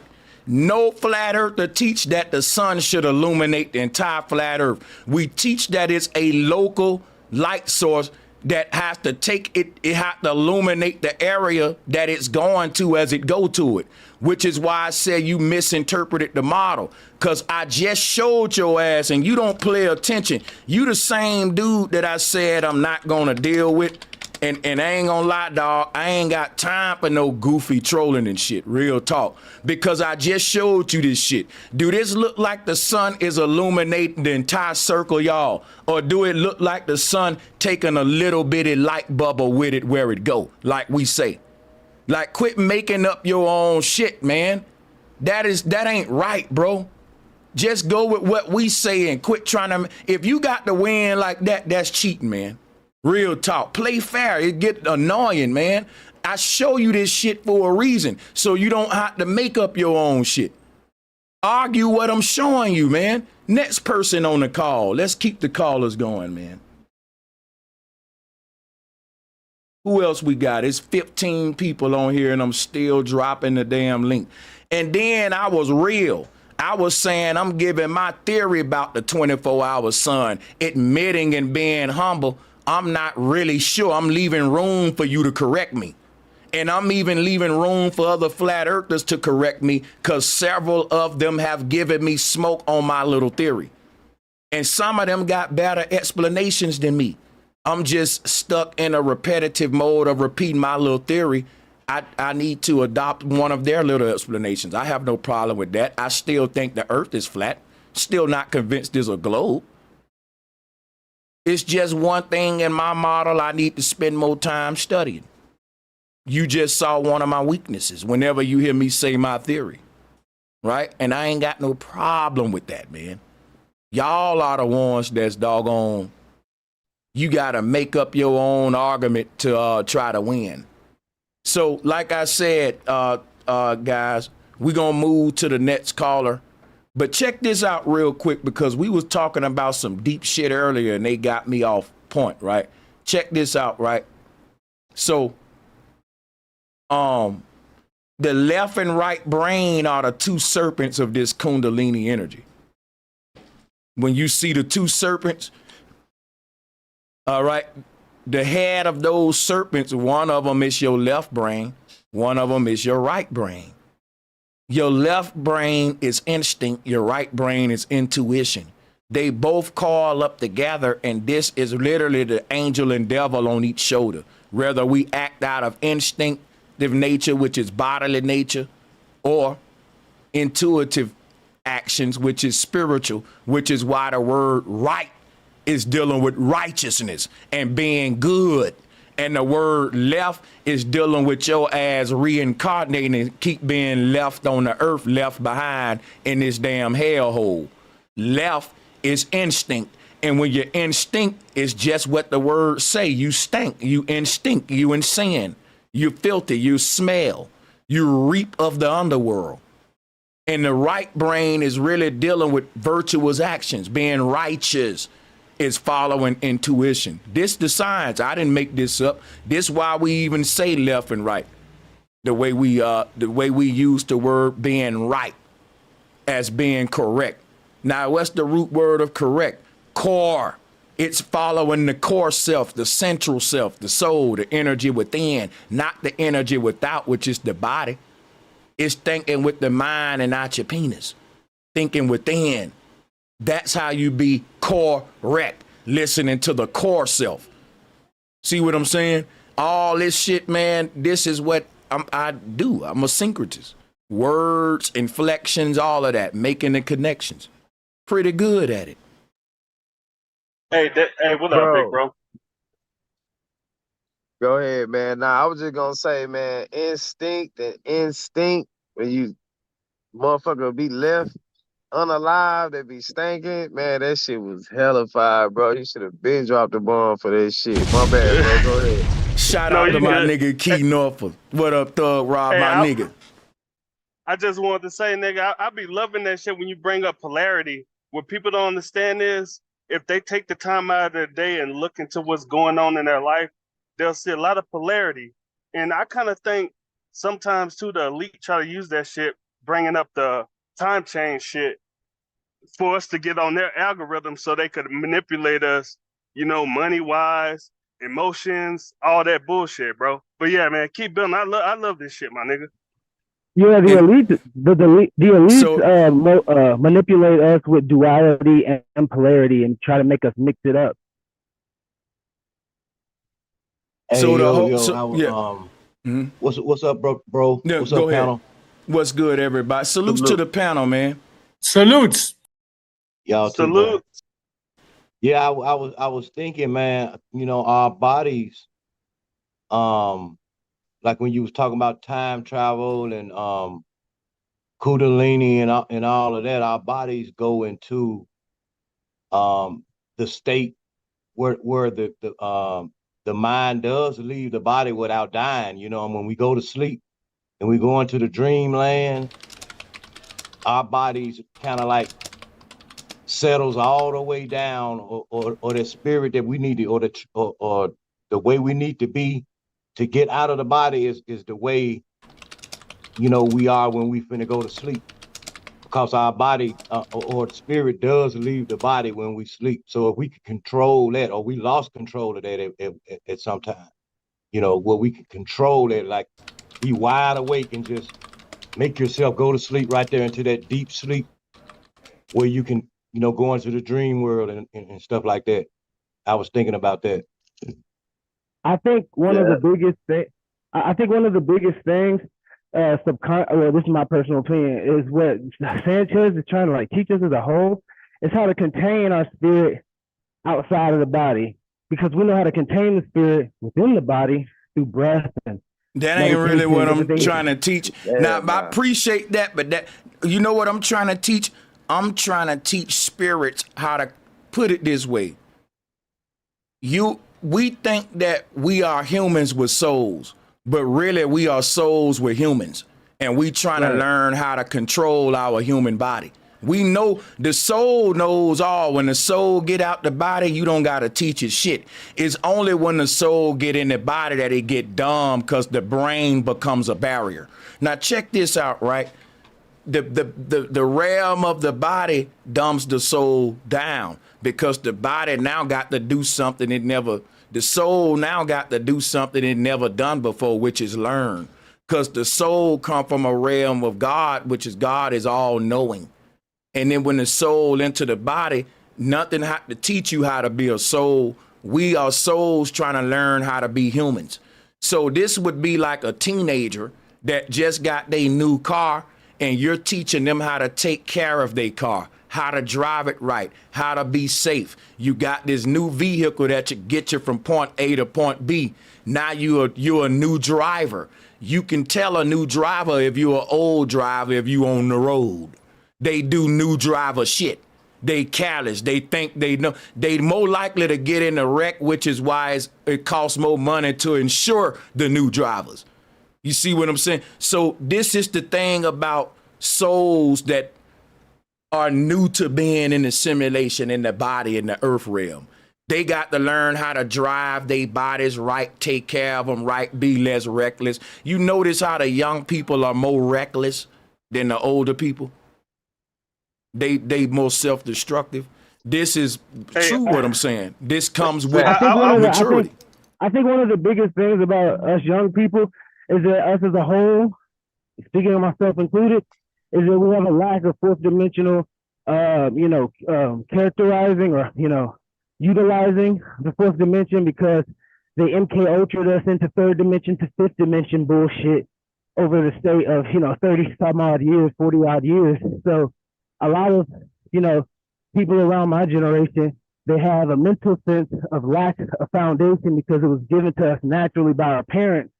And our parents thought that they were teaching us foundation, but they taught us how to live. Your parents, listen, man, your parents had a simple concept because they was working all day.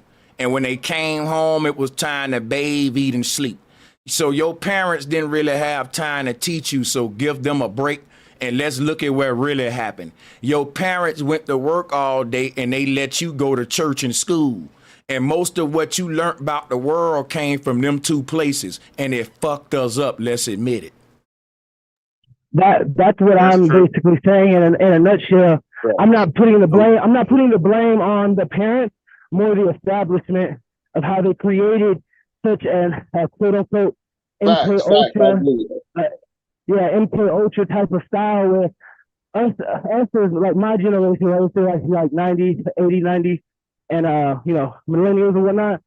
We don't have a sense of creating foundation and standing on that foundation because we were grown up having foundation and we had a sense of what's the word? Like it was all right to have foundation on a place where I stand, which is the earth. So like, and you can see can that. I interject? Go ahead, bro. Yeah, I was gonna say, bro, like, because I'm from Louisiana, like we from the woods, like I kind of feel like they put us in grids. Now, the cities look like a fucking circuit board, bro. So they took us out of our natural habitat and that shit threw us in a whole loop. Like they got us out here living for shit that we shouldn't be living for. And when the time you figure it out, it's fucking too late, You want to go back home where you could take your shoes off, nigga, walk in the woods. You know what I mean? Do shit like that. But yeah, go ahead. That shit, man. They put us in the AI. Wait. The artificial intelligence. Nah, this go with what he was saying. Because listen, bro, you can't override what he said because that's facts. That took us out of our natural habitat, bro. Some of the shit that we think that we supposed to have in life just because we was born with it, that takes us out of an unnatural life cycle. This is a part of the whole spiritual warfare shit that we talking about. That shit was AI, artificial intelligence. We think artificial intelligence is just the shit that got to do with the computer. Artificial intelligence is anything that was created to enhance your performance in areas where you to take it out of its natural form. So that even come with tools and shit. Even a telescope is a form of artificial intelligence because the ancestors was deciphering this shit and figuring this shit out without a telescope. And the nigga get the telescope and get stupid. This is an inversion. Thank you. Yeah. Key, let me pick it back, bro. Bro, they called us monkeys, right? But they threw us in the city and took us out the jungle, my nigga. That's all. That's all I gotta say. Yeah, man. I'm not disagreeing with that. Listen, I'm not disagreeing with that, right? Oh, no, you good. Because I really wanted to get the dude who said something at first. I wanted to have Sanchez go in on what he was saying because he was talking about He was talking about going into other realms and shit like that. And I'm like, bro, and not being able to go physically. Now you can't go physically, but you have to put yourself in a trance. And then when you go inside, then your little man come out and get bigger, and then he can go and you make yourself transparent enough to be able to be Morpheus, nigga, and morph into the next realm. That can be achieved. Yeah, I was saying, because we do that when we sleep anyway. Our body automatically does it every night when we sleep. Sister of death, man. Sister of death, however you want to put it.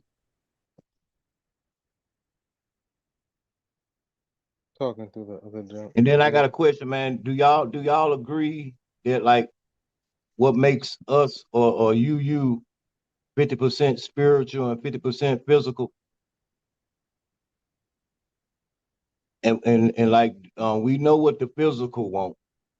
I think it's more in degrees. I've had this conversation with a lot of people. I think it's more in degrees. Like, I believe that your brain, you know how they try to say we use 10% of our brain, which we know that's bullshit. But the concept of using a percentage of your brain is even off scale to the measurement of using a degree of your brain, in the sense of your brain as a circle, and you can use 33% of your brain, or you can use 60% of your brain, or you can use 60, 180, 360. No, I'm talking about what makes you you. What makes you unique? The physical and the spiritual. How is that divided? Just those two. I mean, in this world, there's a polarity of that. So I mean, I don't really know how to. 50-50, right? You said polarity. That's 50-50, I was about right? to say, brother, I definitely. I was about to say, definitely, brother. I got smoke with that, but we're cool. Yeah, I definitely wanted to touch on what you just said right there, man, because I kind of feel what bro was trying to say. But see, this is the issue that I have with a lot of people. We still associating a lot of the nature of the spirit and the soul with the body. You know what I mean? And the truth about it is the body is just the result of those processes being condensed in the process of fusion. It's kind of like what the brother was saying at first. He was talking about, we breathe the trees and the trees breathe us. Everything breathes. You know what I'm saying? Everything goes through the process of respiration. And it's this essential understanding of the universe is what the ancient teachers is based off of. Because I understand where Brother Sanchez kind of says that spirit is spiral. When I look up the etymology, spirit is a Greek word that meant breath. You know what I'm saying? Everything is in the process of fusion and diffusion. But see, this is one of the main issues that I have with the concept of a flat earth and the fact that there is not no space. See, that sort of nullifies all the reasonings for basically the higher energies to exist, the higher worlds. Because if we're talking about what the ancients was talking about, they were talking about not different worlds, not different deities. They were talking about different levels of frequency. And you can see that in both Hindu and Kemetic philosophy. All the gods was different colors. When you look at the electromagnetic spectrum according to vibration, it's separated in those different colors.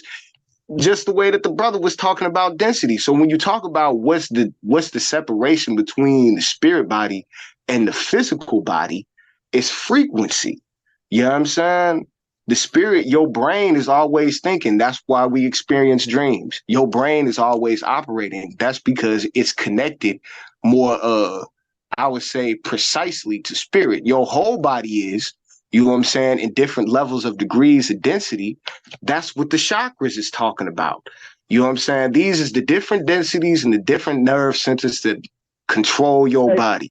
You know what I mean? Can I cook with you, bro? But I'm thinking in a sense of, in order for the spirit to put all that in action, it needs a body. And the body will No, sir. See, that's what I'm saying. But see, that's what I'm saying, brother. Your body your body is an illusion. Your body is an illusion. This is the condensed version of what your spirit is doing. And see, this is one of the reasons why when you look at the Bible and the Quran, you can't just interpret them as physical science. There's a spiritual science happening. You know what I'm saying? Your body is more than just eating, shitting, and doing all your carnal desires. This is why we have morality. You know what I'm saying? And this is why the Bible addresses morality. You can't interpret all the stuff in there as just being some misunderstood physical science. They're addressing spiritual science too. They're expressing social science. It's kind of like I'm looking at what we do every day. We use the physical as a it's like it's all sin, really. It's like business, it's like just things to just evil shit. That's all we, kind of use it. But in what way is it evil? But my question is, what does the spiritual side, what does the spiritual want in this realm here? It wants, I would, shit. Oh, fuck. Well, let me answer real quick. Yeah, since he can't do it, we can do it. Go ahead, Wayne. No, let me answer real quick. This is myself. Let me answer real quick. Literally, when you look up the definition and etymology of body, it means like the form of the physical being that's not the spiritual. It's an actual separation. Like when you look up any term that we're talking about, look up the etymology, just download the app, type it in, be like, yo, where this term come from? You'll see the terms we're talking about. It don't mean the all. It means a piece of the all. So when you're talking about the body, the spirit, the soul, the all, is different sections, there's levels to this shit. And each one is separated for a reason. And that's what I'm trying to get y'all to understand. Like literally, our physical reality right now is going to be completely different than our spiritual reality once we leave this physical reality. And I totally disagree. But it's I totally disagree. Can I chime in real quick to the relevant parts of the man? How you let Charlie get in there. Get in there, Charlie. Okay, respect. Say much love to everybody. The significant parts to a person is the heart, the soul, the mind, and the strength. And if there's other stuff, those are the non-significant. So I'll say it again. The significant parts of an individual is the heart, the soul, the mind, and the strength of a person. Can I ask a question? Can I ask a question to that? I was just going to ask one question to that. Wait. I just wanted to ask one question to that. Hey, brother. Now, what you just said, are those the actions of spirit or are those the essence of spirit? Because there's a difference between that. If that question is referred to me, and salute, so Wayne, yeah, that is everything, the essence of a man, the relevant essence of a person. And there's other parts to people and this and that, right? But this probably for another forum, but that's it, Well, I will say because I was about to say, I will say, I think it definitely has relevance to this particular form because I think this is the concern that I have with basically that idea. A person can have those aspects, a person can have those elements and may never get a chance to show it in their life. They may never get a chance to develop it. It doesn't mean that it's there. And it's kind of like what the brother was talking about as far as manifesting. And I kind of wanted to touch on him, the brother from Richmond or whatever. But it's kind of like what he was talking about as far as manifesting those things. So you have to realize, and this is why I disagree with the brother. He's saying that the spiritual world is something separate from the physical world. And there is no proof that that is the case. The two things are ultimately connected. We live in a refractive element, you know what I'm saying, which is the observatory part of the universe, and the spirits exist in the subjective element, you know what I'm saying, which is the true essence. And I agree with you. Look, the only reason I was making that point is because that was listen, Key, it's unconnected at the same time, bro. Before you cut me off, listen real quick. The only reason I went against that is because that was my point from months ago. Y'all stating my point from the beginning. I just think this is, it's fun to just argue my point against myself sometimes. I've already said this shit. we arguing me myself points against me myself, but y'all gonna figure it out eventually in about the next about 10 minutes. Y'all gonna figure it out. But y'all go ahead. Hey, I want to say that like when the answer to the brother's question is like, what is the spirit here to do or whatever? From my mental observation of it, right? The spirit is here to spiral and generate, and to spiral and generate or gyrate is to burn, right, or move to burn, right, which is the generation or the generating of us as a generation being jinns and imagining and putting our imagination into the realm, right? And I'm using jinn very synchronistic to what the spirit does, because if we understand the synchronicities to spirit and jinn, and even if you want another reference, you can even utilize the concept of Christos, right? But we're not going to use that one because we all understand the double cross of that. But the jinn is operating or generating a quote unquote smokeless fire, right? That creates a burning, and we can utilize this, right? Oh, smoldering, yeah, exactly. Metabolism, right? You breathe and you move to create a burning sensation, which we would call the metabolism, to create digestion and other sensories reacting inside of the body. So I would just say that the spirit is here to generate, or the spiral is here to imagine or to create images, for lack of better terminology. Anybody want to touch on that? I mean, I kind of did want to say, I was about to say, yeah, I did kind of want to say, well, first off, brother, I kind of want to ask you the question, where did you get the concept of jinn from?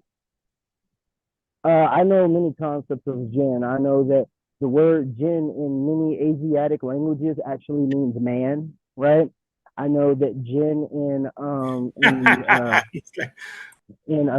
many other Islam, right? He's right though, because like the genome is the basis of DNA. So yeah, let's let him speak.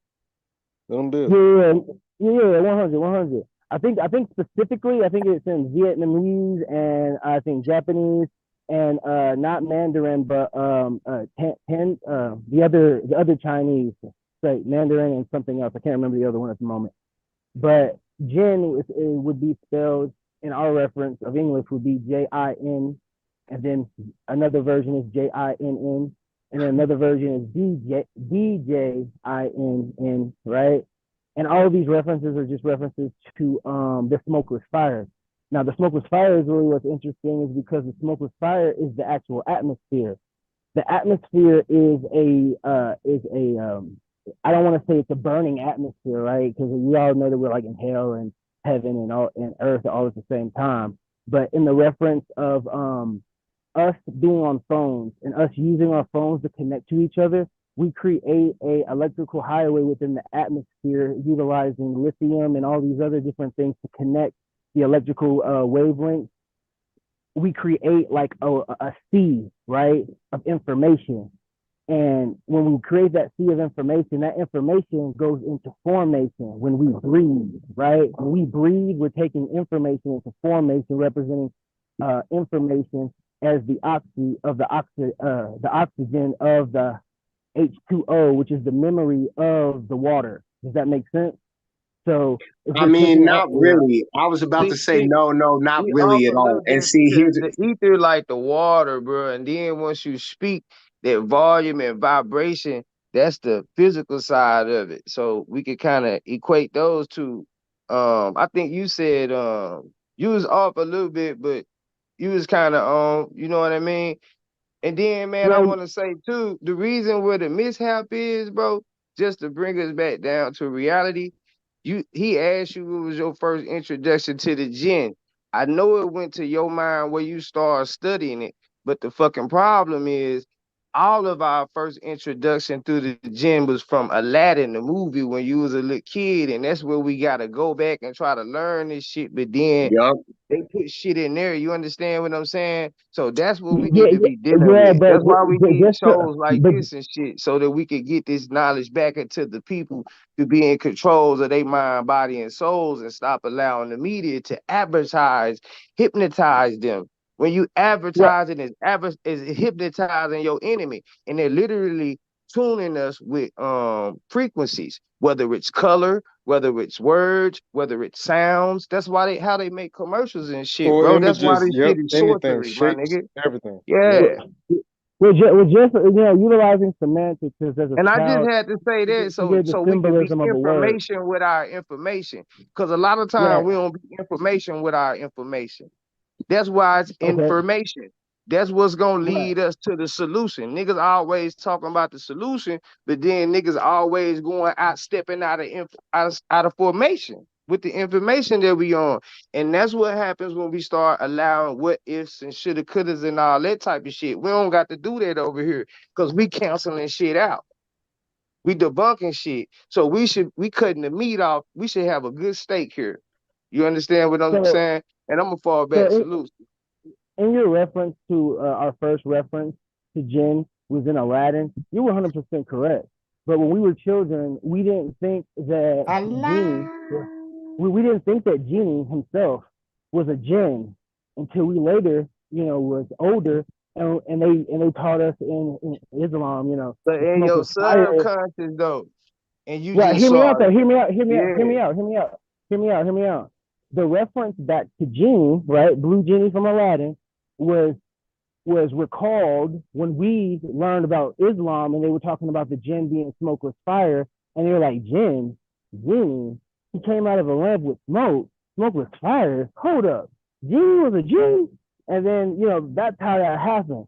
So like I agree with you on that. It's just that like when I was watching Aladdin, I didn't even know that Genie was a jinn. I thought that nigga was just I thought he was a concept that was considered like Aladdin's thought, or like Aladdin's a higher self or something of that nature, and him holding it. Well, if you would have tuned in earlier, we went into all of that about the genie and the jinn. You know what I'm saying? But not to cut you off, I gotta get ready to start shutting it down, man. I gotta get up out of here. But man, I just want to say salutes to y'all. I've been on here too long because I had a stream earlier. But I appreciate y'all. You, my nigga. And this is what we on, man. Flat motherfucking power. Appreciate everybody that, supported the show. Nigga, these Fridays be fine, man. Much love to you, bro. Honest and salutes, bro Sanchez. Much love.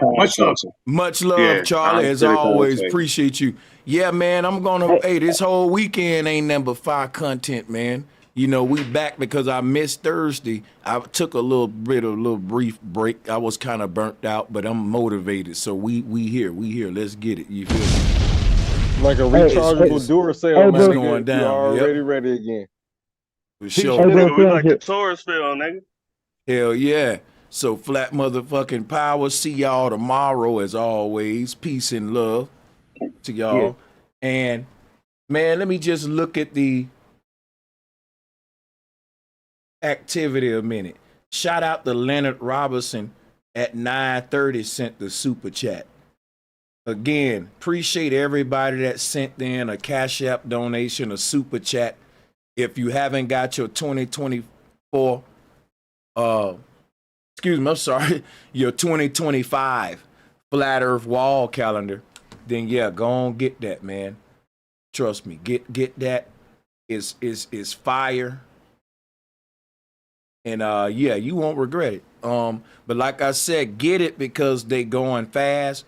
And when you also, if you're gonna get the Yahweh documentary, put in a coupon code 10 off. And when you check out for the Yahweh documentary, 10 off, TENOFF, get $10 off. Appreciate y'all.